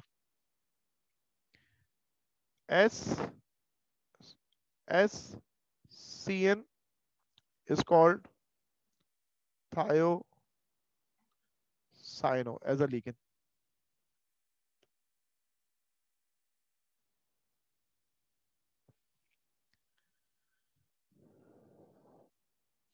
ओके, नाउ अब हमें ऑर्गेनिक केमिस्ट्री स्टार्ट करनी है। थोड़ा सा आज इंट्रोडक्शन मुझे करवाना है ऑर्गेनिक केमिस्ट्री का, और आज से इंट्रोडक्शन है, लेकिन नेक्स्ट क्लास से रेगुलर रहना है। जो मैं असाइनमेंट होमवर्क दूंगा आपके स्टडी के लिए, तो वो आपने खुद करना होगा, जरूर करना होगा उसको, ठीक है, और प्रैक्टिस करनी होगी। मैंने आपसे कहा था कि ऑर्गेनिक केमिस्ट्री की फाउंडेशन जो है वो सेकेंड ईयर में है। बेसिक टर्म्स को समझना है। अगर आप रेगुलर रहोगे और होमवर्क या असाइनमेंट जो दिया जाएगा वो रेगुलर बेस पे करोगे, तो फिर आपके लिए ऑर्गेनिक केमिस्ट्री बहुत इंटरेस्टिंग भी होगी और आसान भी होगी। ओके, चैप्टर नंबर 6, ये अब हमारा अल्हम्दुलिल्लाह एक सेक्शन ए मुकम्मल हो गया है। अब सेक्शन बी की हम बात कर रहे हैं, मतलब जो पेपर का हमारा सेकंड पोर्शन होता है ऑर्गेनिक केमिस्ट्री। आपके कुछ पेपर्स जो हैं वो ज़रा रुक गए हैं। इसकी डेट शीट हो सकता है कि कल शायद मैं आपको व्हाट्सएप कर दूं कि एग्ज़ाम का प्लान क्या है, कब आपके टेस्ट हुआ करेंगे। कल इंशाल्लाह करेंगे उसको। मैंने फाइनल तो कर लिया था, लेकिन मुझे आज भी असल में आज मैं क्लासेस अपने घर से ले रहा हूँ, वरना मैं अमूमन सेंटर से लेता हूँ। तो कल सुलेमान से मुलाकात होगी, ज़रा 2-3 चीज़ों को डिस्कस करना है, उसके बाद इंशाल्लाह फाइनलाइज हो जाए मैं आपको फिर शेयर कर दूंगा। ओके, चैप्टर नंबर 6 जो है ये है इंट्रोडक्शन टू ऑर्गेनिक केमिस्ट्री। इसमें हम स्टार्ट लेंगे ऑर्गेनिक केमिस्ट्री की डेफिनेशन से। तो मैं यहाँ पे हिस्ट्री डिस्कस करूंगा, जो कि कुछ की टर्म्स हैं जो याद रखनी है। की टर्म्स कुछ हैं, कुछ चंद बातें जो याद रखनी है, लेकिन उनको याद रखने के लिए कुछ चीजों को समझना जरूरी है। सबसे पहली बात हम स्टार्ट करेंगे कि ऑर्गेनिक केमिस्ट्री की शुरुआत कैसे हुई है। ठीक है, अब गौर से बातों को सुनिएगा और जो की पॉइंट्स हैं उनको नोट डाउन करेंगे आप, ठीक है। हम हिस्टोरिकल बैकग्राउंड पे आते हैं कि शुरुआत कैसे होती है। एक साइंटिस्ट है जिसका नाम है बेrzelius। उसने कंपाउंड की क्लासिफिकेशन की है। उसने कंपाउंड को स्टडी किया और उसने देखा कंपाउंड्स जो हैं वो दो किस्म के होते हैं। 1805 में इस साइंटिस्ट ने इन कंपाउंड्स को क्लासिफाई किया। ये बुक के अंदर गिवन नहीं है, मैं थोड़ी एक्स्ट्रा बात समझा रहा हूँ और टॉपिक पे आऊंगा जो मुझे आपसे डिस्कस करना है। इस साइंटिस्ट का कहना यह है कि कंपाउंड इस कायनात में जो पाए जाते हैं वो सिर्फ दो ही किस्म के हैं। इसका बेस ऑफ द क्लासिफिकेशन क्या है, किस बुनियाद पे ये कह रहा है, ये उन कंपाउंड के ओरिजिन पे बेस करता है, बात करता है कि आपका ये कंपाउंड आपको हासिल कहां से हो रहा है। लिविंग सोर्स से हो रहा है या मिनरल सोर्स से हो रहा है। सुना बात आपने, कंपाउंड कहां से मिल रहा है। प्लांट एक लिविंग सब्सटेंस है, ठीक है, और air is a non living. अगर एयर में जो कंपाउंड पाए जाते हैं तो मैं कहूंगा वो ऑर्गेनिक नहीं है, और जो प्लांट्स पाए जाते हैं वो ऑर्गेनिक है। ये एक डिस्कार्डेड थॉट है जो खत्म हो चुका है। लेकिन ज़्यादा जब हम हिस्ट्री बात करते हैं ना, तो हिस्ट्री में हम डिस्कस करते हैं बातों को कि शुरुआत कैसे हुई है, फिर वो आइडियाज डिस्कार्ड हुए और फिर वो न्यू थॉट्स आए और मॉडिफिकेशंस क्या हुई। इसलिए हम बिल्कुल स्टार्ट से बात कर रहे हैं कि ऑर्गेनिक केमिस्ट्री का लफ्ज ऑर्गेनिक आज भी यूज हो रहा है, जो अपने ऑर्गेनिक मीनिंग को लूज कर चुका है। ओके, इनका कहना यह है, और एक बहुत बड़ा नाम है बेrzelius। इनका कहना है कंपाउंड दो किस्म के। फर्स्ट टाइप कौन से हैं, इनऑर्गेनिक कंपाउंड्स। मिसाल के तौर पे जिनका ओरिजिन क्या होगा, मिनरल होगा। मिनरल का मतलब क्या है कि वो जमीन में पाया जाए, अर्थ क्रस्ट में। अभी आपने पढ़ी ना इनऑर्गेनिक, तो आप सबसे पहले अक्रेंस पढ़ते थे, अल्युमिनियम के ओर्स, अल्युमिनियम के मिनरल्स, तो वो सारे इनऑर्गेनिक थे। तो मिनरल ओरिजिन का मतलब है जमीन में पाया जाए, सी में पाया जाए या एयर में पाया जाए, तो उस कंपाउंड को हम कहते हैं कि वो इनऑर्गेनिक है। मिसाल के तौर पे इनऑर्गेनिक कंपाउंड की एग्जांपल क्या है, calcium carbonate NaCl। Second type of the compound जो है उसको उसने नाम ऑर्गेनिक दिया लाइफ की वजह से, जिनका ओरिजिन, जिनका सोर्स वो है एनिमल्स एंड प्लांट्स। मिसाल के तौर पे एक वेल नोन जिसका नाम बुक में दिया हुआ है, यहीं से असल में आपका टॉपिक स्टार्ट हो रहा है, यूरिया की हम बात कर रहे हैं। तो मैंने बताया कि ये ऑर्गेनिक जो है अपने ओरिजिन की बेस पे है कि यूरिया पाया जाता है इन दी वेस्ट प्रोडक्ट यूरिन में, मैमल्स के वेस्ट प्रोडक्ट यूरिन में ये केमिकल कंपाउंड पाया जाता है यूरिया। इस तरह एक और हम कंपाउंड की बात करते हैं ग्लिसरीन की, जो पाया जाता है ऑलिव ऑयल में। तो मैंने दो एग्जांपल दिए हैं, एक एनिमल सोर्स की दी है और एक प्लांट सोर्स की दी है, कि आप इन कंपाउंड को देख लीजिए कि ये कौन से हैं आपके ऑर्गेनिक, इनका ओरिजिन एनिमल्स और प्लांट्स है। जब ब्रेजेलियस ने बहुत क्लोज ऑब्जर्वेशन की तो उसने देखा कि कंपाउंड दो किस्म के हैं, नॉन लिविंग सोर्स वाले को इनऑर्गेनिक कह रहे हैं और लिविंग सोर्स वालों को ऑर्गेनिक कह रहे हैं। क्या डिफरेंस क्या है? बेrzelius ये दिखता है कि ये कंपाउंड जो लिविंग सोर्स हासिल होते हैं इनको लैब में प्रिपेयर नहीं किया जा सकता है तो दोनों कंपाउंड्स।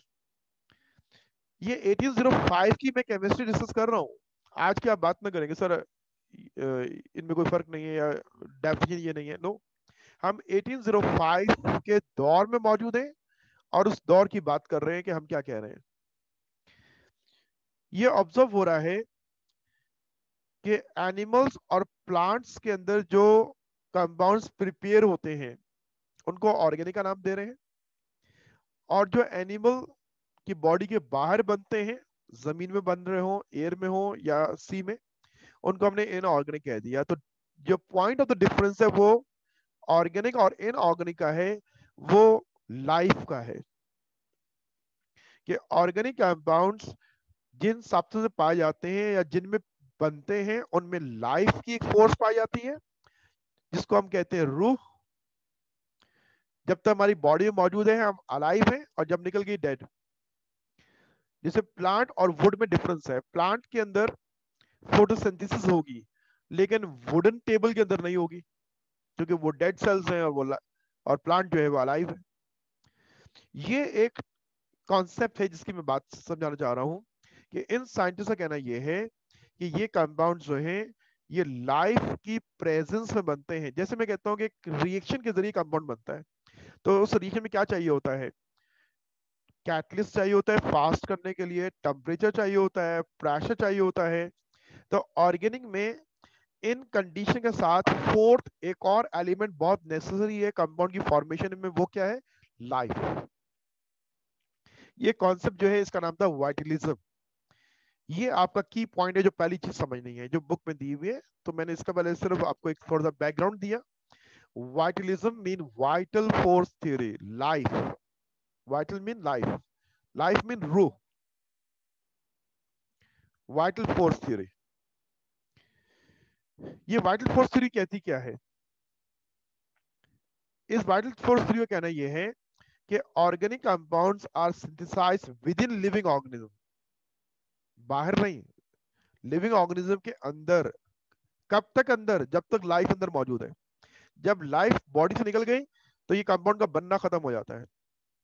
ये एक कॉन्सेप्ट है बेrzelius का, और बहुत स्ट्रॉन्ग मतलब इसकी स्टेटमेंट थी, कोई चैलेंज नहीं कर सकता है क्योंकि खुद एक बड़ा नाम था।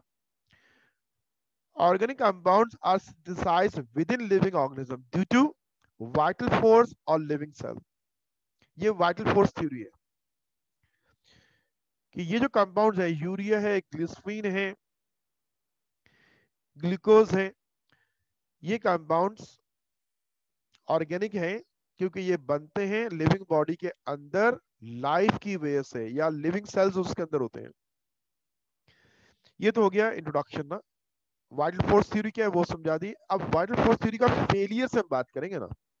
बेrzelius का ये जो स्टेटमेंट है इसको कई लोगों ने माना और ऑर्गेनिक कंपाउंड या ऑर्गेनिक केमिस्ट्री की रिसर्च रुक गई।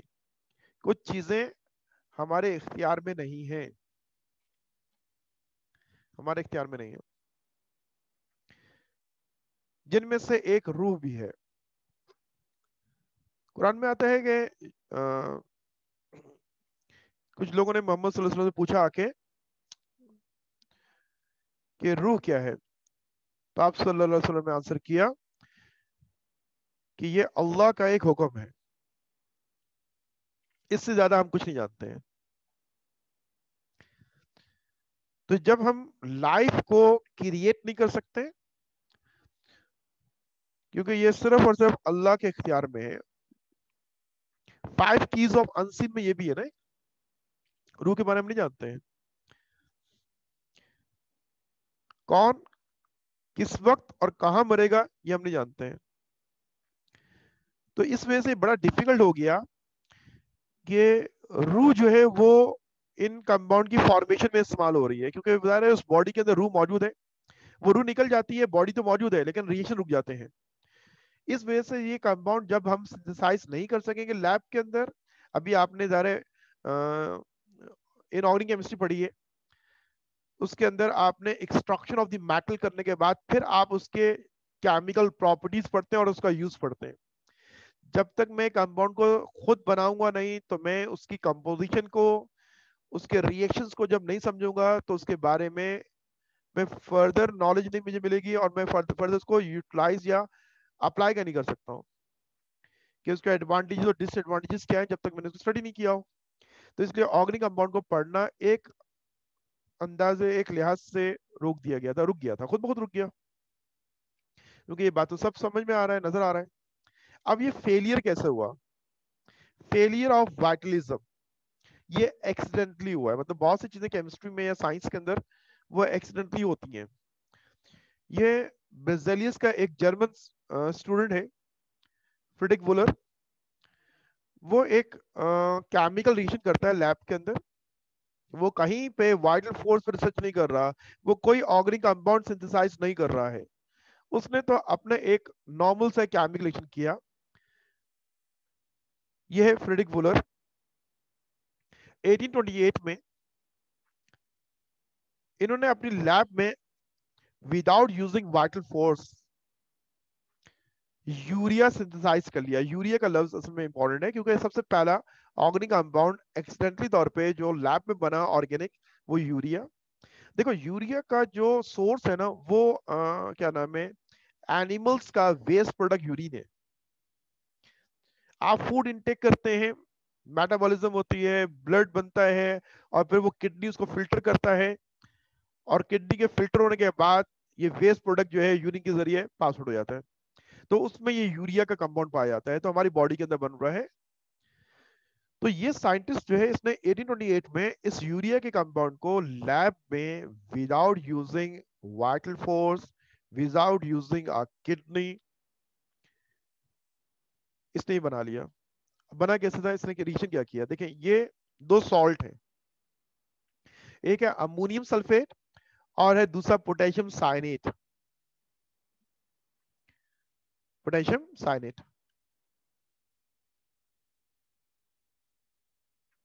Ammonium sulphate and potassium, both are salt. Salt की रिएक्शन को आप जानते हैं ना कि वो आयंस एक्सचेंज कर जाते हैं।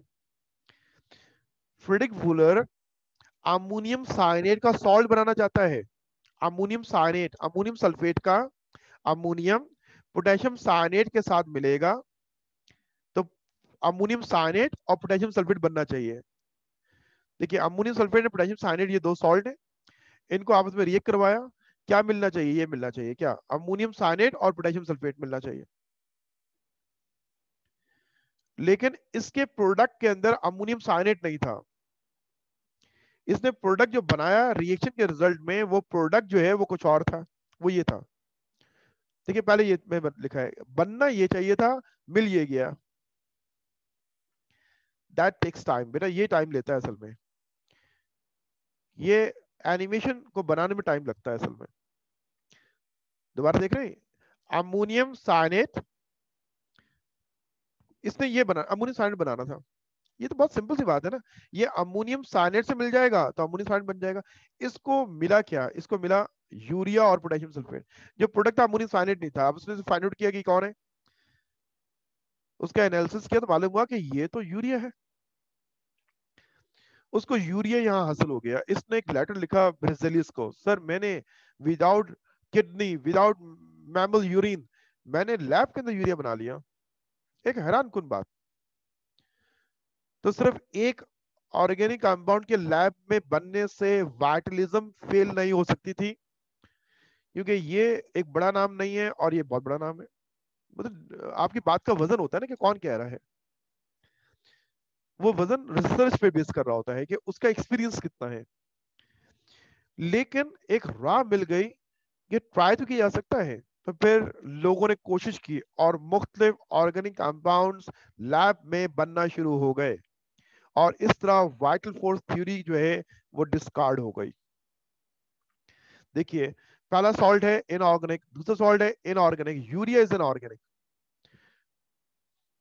लैब में विदाउट वाइटल फोर्स, तो फिर रूह का इससे कोई ताल्लुक नहीं है, हमारे अमाल से है, हमारे ईमान से है, उसका इससे कोई गर्ज नहीं है कि क्या आपने खाया और वो क्या आपके जिस्म में बनता है, इससे कोई गर्ज नहीं है।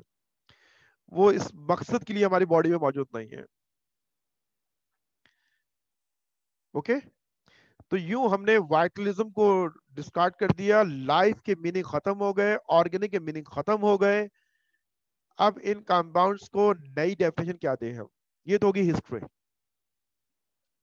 इसके अंदर जो बेटा सबसे अहम चीज याद रखने वाली है, वो तो एक साइंटिस्ट नेम है, उसका ईयर है 1828, कौन सा उसने ऑर्गेनिक कंपाउंड सिंथेसाइज किया, वो यूरिया है।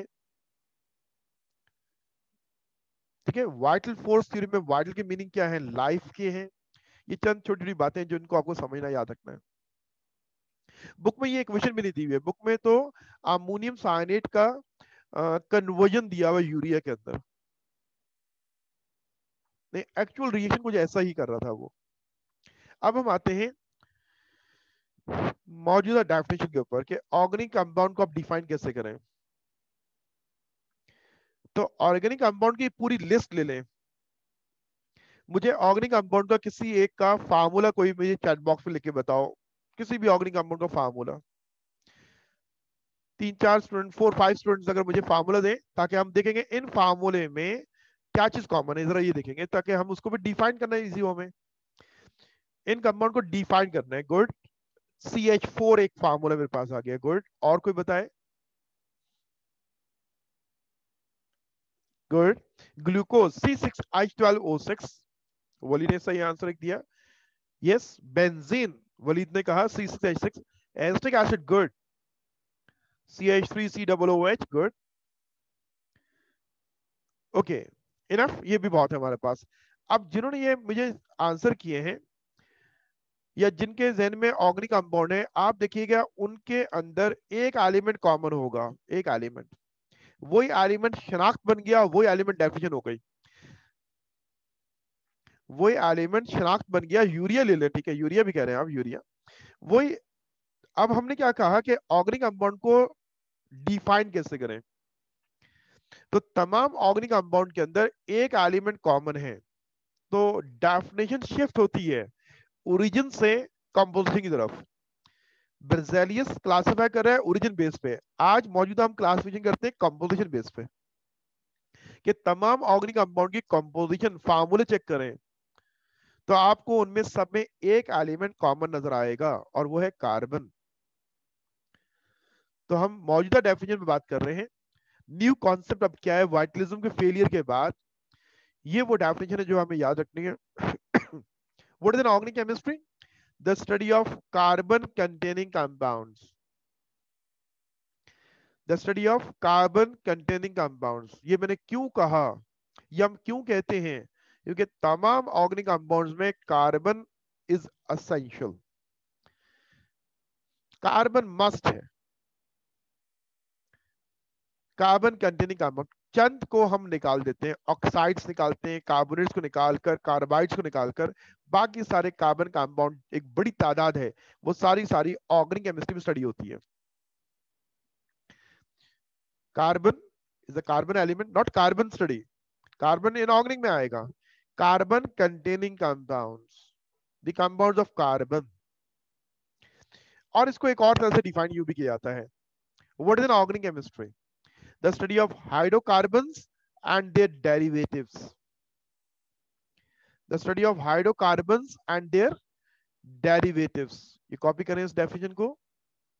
Organic chemistry the study of hydrocarbons and their derivatives. Hydrocarbon देखें, ये देखें हाइड्रोकार्बन, कार्बन सेंट्रल है और ये 4 हाइड्रोजन के साथ कंबाइन हो गया, is a methane, it is an hydrocarbon, a compound of carbon and hydrogen. अब इसका डेरिवेटिव, अब इन्होंने इसमें से एक हाइड्रोजन को रिप्लेस किया और वहां लगे क्लोरीन लगा दिया,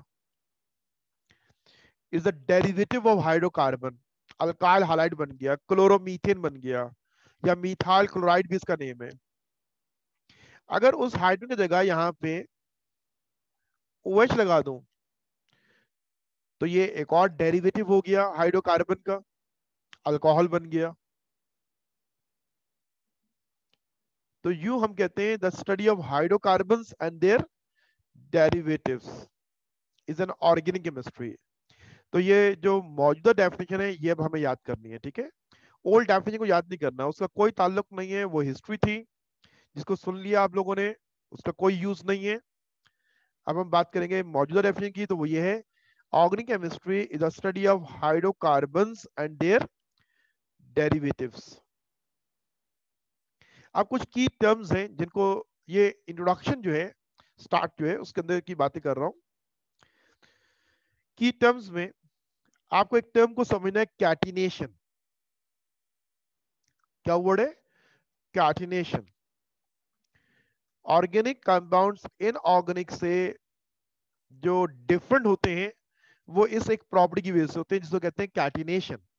टाइम बेटा हो गया है, लेकिन आपको मालूम है कि हमें इसकी कोई कैद नहीं है कि आपको अभी कोई लेने आएगा, वैन में जाना है, घर बैठे हुए आराम से क्लास लें।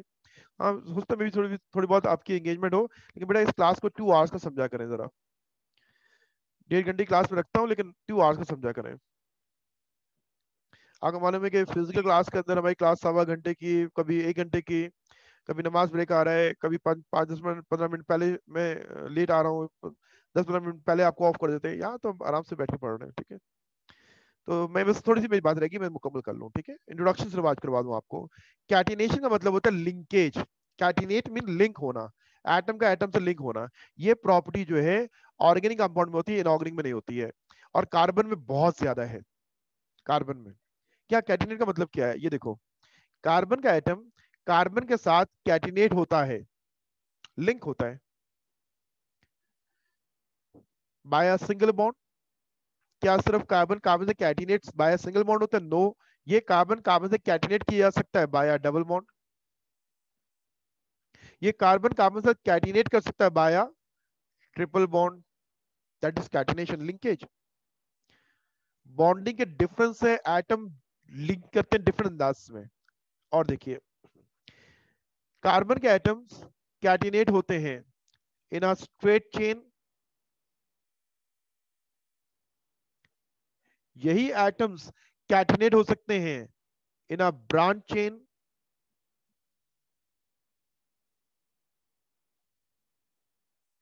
That is catenation. Word catenation समझा रहा हूं मैं आपको। लिंकेज, कार्बन का कार्बन एटम से लिंक करना। फर्स्ट क्या है? Straight chain. सेकंड कौन सी है? Branch chain. ये जो प्रॉपर्टी है ये कार्बन की खासियत है, उसकी टेट्रावेलेंसी की वजह से। मैक्सिमम बॉन्ड बनाते हैं कार्बन 4, स्मॉलेस्ट एटम और ज्यादा बॉन्ड बनाने वाला एटम। तो कैटिनेट को मैंने समझाया, कैटिनेट मीन लिंकेज करना। बॉन्डिंग का लिंकेज देखिए, सिंगल भी हो सकता है, डबल भी और ट्रिपल भी, स्ट्रेट चेन, ब्रांच चेन और रिंग भी हो सकते हैं। अब इसकी डेफिनेशन को कॉपी करेंगे आप, ठीक है। वर्ड इज कैटिनेशन, ये बुक में दिया हुआ है ना, इसलिए इसको आपने याद रखना है। कैटिनेशन की catenation mean linkage, word meaning linkage. What is catenation? The ability of an element to bond itself with its own atoms. Element की खासियत है कि वो अपने एटम के साथ बॉन्डिंग करता चला जाता है, चेन्स बनाता है। The ability of an element to bond itself with its own atoms. Catenate में यही तो हो रहा है कि एटम एटम के साथ लिंक कर रहे हैं। The ability of an element to bond itself with its own atom is called catenation. अब इसके बाद एक और जो की टर्म है जो याद रखनी है, वो कार्बन की टेट्रावैलेंसी प्रूव करने वाला कौन है। Tetravalency of carbon is proved by Kekule, एक साइंटिस्ट है, इन 1865। इस बात को आज याद रखना है और पूरी ऑर्गेनिक केमिस्ट्री में याद रखिएगा। स्ट्रक्चर में कार्बन के बॉन्ड 4 होने चाहिए। कार्बन 2, 1, 3 बॉन्ड कभी नहीं बनाता, 4 जरूर बनाएगा। आप इस बात को याद रखोगे, आपके स्ट्रक्चर में मिस्टेक कम होगी। सेकंड की टर्म जो हमें आज याद रखनी है वो कौन सी है? Tetravalency of carbon is proved by Kekule in 1865। ये कार्बन इज अ टेट्रावैलेंट, ये कार्बन है और इसके 4 वैलेंस इलेक्ट्रॉन मैंने मेंशन किए, 4। ये देखो कार्बन का एटम होता है ना, एटॉमिक नंबर क्या है उसका? 6। उसके इनर इलेक्ट्रॉन्स कितने? 2, K2 होता है। और वैलेंस कितने हैं? 4। वैलेंस कितने इलेक्ट्रॉन्स के? 4 इलेक्ट्रॉन्स हैं। तो कार्बन की टेट्रावैलेंसी में बात कर रहे हैं। कार्बन की इलेक्ट्रॉनिक कॉन्फ़िगरेशन को जरा देख लीजिए। इलेक्ट्रॉनिक कॉन्फ़िगरेशन फर्स्ट में पढ़ी थी हमने। कार्बन क्या कॉन्फ़िगरेशन है? 1s2, 2s2, 2p2। अब मैं इसको, ये ग्राउंड स्टेट है, एक्साइटेड स्टेट में लिखता हूं। 1s2, 2s2, दोबारा लिख देता हूं जरा। 2px1, 2py1 and 2pz0। उसी कॉन्फ़िगरेशन को दोबारा लिखा इन अ ग्राउंड स्टेट। अब एक्साइटेड स्टेट क्या होती है? 1s2, ये 2s का इलेक्ट्रॉन जंप करके 2pz में आ जाता है, 2py1 एंड 2pz1। अब आप देख लीजिए कार्बन के अनपेड इलेक्ट्रॉन्स कितने हैं? 4। कार्बन 4 बॉन्ड क्यों बनाता है? उसके पास अनपेड इलेक्ट्रॉन्स 4 हैं। बॉन्डिंग में इलेक्ट्रॉन शेयर होता है, अनपेड इलेक्ट्रॉन होना चाहिए। तो ये मैंने प्रूफ किया कि कार्बन इज अ टेट्रावैलेंट, इसके 4 अनपेड इलेक्ट्रॉन्स हैं। हाइब्रिडाइजेशन जो फर्स्ट में हमारा टॉपिक रह गया था, ऑर्गेनिक में हमें पढ़ना है इंशाल्लाह। मैंने कहा था बिल्कुल स्टार्ट से पढ़ाऊंगा, तो उसमें ये बात हम दोबारा डिस्कस करेंगे। तो ये पहली बात याद रखने वाली ये है कि कार्बन की वैलेंसी 4 है। कार्बन जब भी बॉन्ड बनाएगा 4 बॉन्ड बनाएगा। देखिए मैं लिखता हूं CH3 बॉन्ड बना रहे, CH2 बॉन्ड बना रहे, CH डबल बॉन्ड CH2। इस चेन के अंदर 4 कार्बन एटम्स हैं, 4 कार्बन एटम्स हैं। हम टेट्रावैलेंसी पे बात कर रहे हैं अभी सिर्फ। आप रेगुलर होगे ना, तो मैं हर एक चीज को इन डिटेल कवर करते हुए आपको पूरी ऑर्गेनिक केमिस्ट्री समझा दूंगा। पहला कार्बन का एटम जो है, पहला कार्बन का एटम, ये फर्स्ट कार्बन एटम है। ये सेकंड कार्बन एटम से कैटिनेट जो हो रहा है, वो ये डैश डला हुआ नजर आ रहा है दोनों में। It is a single bond. इस कार्बन ने एक बॉन्ड बनाया है कार्बन से, और बाकी 3 बॉन्ड किससे बना रहा है? हाइड्रोजन से। इसकी टेट्रावैलेंसी प्रूव हो गई। इस कार्बन के 4 बॉन्ड है। ये कार्बन का एटम 3 बॉन्ड बना रहा है हाइड्रोजन से, क्योंकि हाइड्रोजन एक वैलेंसी पूरी करता है। Hydrogen monovalent. ये कार्बन सेकंड कार्बन से कैटिनेट हो रहा है by single bond, single bond, एक बॉन्ड, और बाकी 3 किससे बना रहा है? हाइड्रोजन से। सेकंड कार्बन को देखिए, सेकंड कार्बन को, सेकंड कार्बन को देखिए कि वो थर्ड कार्बन के साथ भी कैटिनेट है और फर्स्ट से भी कैटिनेट है। सेकंड कार्बन लेफ्ट और राइट दोनों कार्बन से बॉन्ड बना रहा है। 2 बॉन्ड तो ये हो गए, बाकी 2 किससे बनाएगा? हाइड्रोजन से। ये भी टेट्रावैलेंसी पूरी हो गई। थर्ड कार्बन को देखिए, वो फोर्थ वाले कार्बन के साथ कैटिनेट हुआ हुआ है, कैटिनेट हुआ हुआ ना। अब ये थर्ड कार्बन जो है, इसने लेफ्ट कार्बन नंबर 2 कार्बन है उससे सिंगल बॉन्ड बनाया है, और जो राइट पे फोर्थ कार्बन है डबल बॉन्ड बनाया है। तो इस कार्बन के बॉन्ड कितने हो चुके हैं? 3 हो गए। ये एक बॉन्ड है सिंगल बॉन्ड, और ये 2 बॉन्ड है, 3 बॉन्ड ये बना चुका है। चौथा बॉन्ड किससे पूरा किया? मैंने हाइड्रोजन से किया। आखिरी कार्बन देखिए, आखिरी कार्बन वो एक डबल बॉन्ड बना रहा है कार्बन से। 2 बॉन्ड ये हो गए, 2 + 2 कितने हो गए? 4। समझ में आ गई बात आपको? ये मैंने सिर्फ कैटिनेशन समझाया है। आप बोलेंगे सर इसका नेम क्या होगा? नेमिंग के लिए हम जब पढ़ेंगे तो हम कहते हैं कि numbering from the end which is nearest to the multiple bond. Numbering जब की जाएगी इस चेन की तो वो हम राइट से करेंगे। अभी हमने नॉमेनक्लेचर नहीं पढ़ रहे, इसलिए हम इसको फोकस नहीं कर रहे थे। तो यहां देखिए इस स्ट्रक्चर के अंदर हर एटम जो कार्बन है वो 4 बॉन्ड जरूर बना रहा है। तो इस वाली बात को याद रखना है कि जब भी कोई स्ट्रक्चर बनाओगे उसके अंदर कार्बन के 4 बॉन्ड जरूर होंगे। तो आज ये छोटा सा एक इंट्रोडक्शन था। इसके अंदर क्या हुआ, हिस्ट्री पढ़ी आपने कि वाइटल फोर्स थ्योरी क्या आती है और उसका फेलियर किसने किया। फ्रेडरिक वुलर ने किया 1828 में यूरिया को लैब में सिंथेसाइज करके। मौजूदा डेफिनेशन क्या है ऑर्गेनिक केमिस्ट्री की, कैटिनेशन किसे कहते हैं, और कार्बन की वैलेंसी 4 प्रूव करने वाला साइंटिस्ट केक्यूल 1865 में इसने इसको प्रूव किया। ये चंद बातें थी जिनको हमें समझना था। इंशाल्लाह कल की क्लास एग्जैक्ट 9 बजे इंशाल्लाह स्टार्ट करेंगे और इतने टाइम में हमारी क्लास होगी। अब नेक्स्ट टॉपिक क्या है, मैं थोड़ी सी स्लाइड नेक्स्ट शेयर कर देता हूँ आपसे। ये हमारा एक डिटेल नोट है, natural sources of organic compound. अब आपका होमवर्क ये है कि आपने natural sources of organic compound को खुद स्टडी करना है। देखो बेटा चीजें तब्दील हो गई हैं, पढ़ने का अंदाज तब्दील हो गया है। अब वो लोग कामयाब हैं जो खुद सेल्फ स्टडी करते हैं। अब तमाम स्टूडेंट का असाइनमेंट ये है कि natural sources of organic compound को बुक में ढूंढें, इंटरनेट पे सर्च करें और नॉलेज गेन करें। और उस नॉलेज के अंदर जहां वीकनेसेस होंगी टीचर अब आपकी इतनी हेल्प किया करेगा। अब ये अंदाज है, अब वो रोट लर्निंग नहीं है कि मैं एक स्लाइड बना के लेके आया, मैंने एक नॉलेज दी आपको, आपने खामोशी से उसको सुना, उसको रटा और उसी को याद किया और उसी को लिख दिया। ये अब अंदाज पढ़ने का नहीं है। अब आपको जाके फाइंड आउट करना है कि ये आज हमारा कंटेंट है, हमें इसको पढ़ना है, समझना है, तो मैं इसको खुद एक्सप्लोर करूंगा। हर स्टूडेंट इसको एक्सप्लोर करेगा। नेक्स्ट टाइम हम यूं ही पढ़ा करेंगे ऑर्गेनिक केमिस्ट्री, हम कोशिश करेंगे मोस्टली आप उसके पर रिसर्च करें, आप जाके उसको फाइंड आउट करें और फिर इंशाल्लाह कल हम इस पे बात करेंगे। कल का टॉपिक होगा natural sources of organic compound. Okay बेटा, अल्लाह हाफिज। किसी का कोई सवाल है वो मुझसे सवाल कर सकता है, बाकी लोग जा सकते हैं। बेटा अभी कंफर्म नहीं है कि एमसीक्यूज बेस्ड होगा या क्या होगा। जब बिल्कुल फाइनल चीजें हो जाएंगी उसको देख लेंगे। एमसीक्यूज के लिए वही सबसे अहम चीज ये है कि बेटा कि आपको बुक को थॉरली रीड करना है, पढ़ना है, बुक को पढ़ना है, बुक को लाजमी पढ़िए।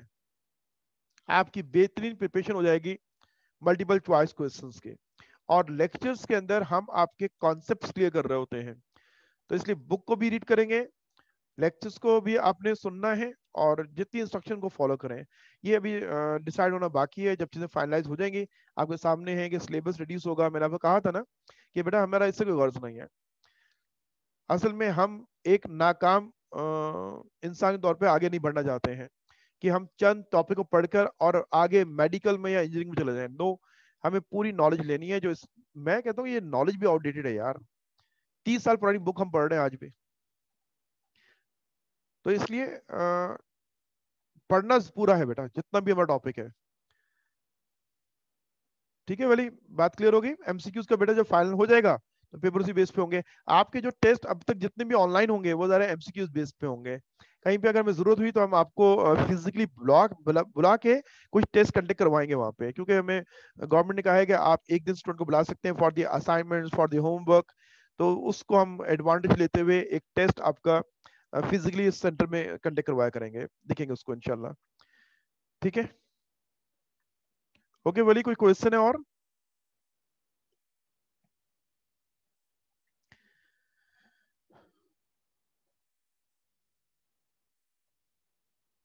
ओके, अल्लाह हाफिज।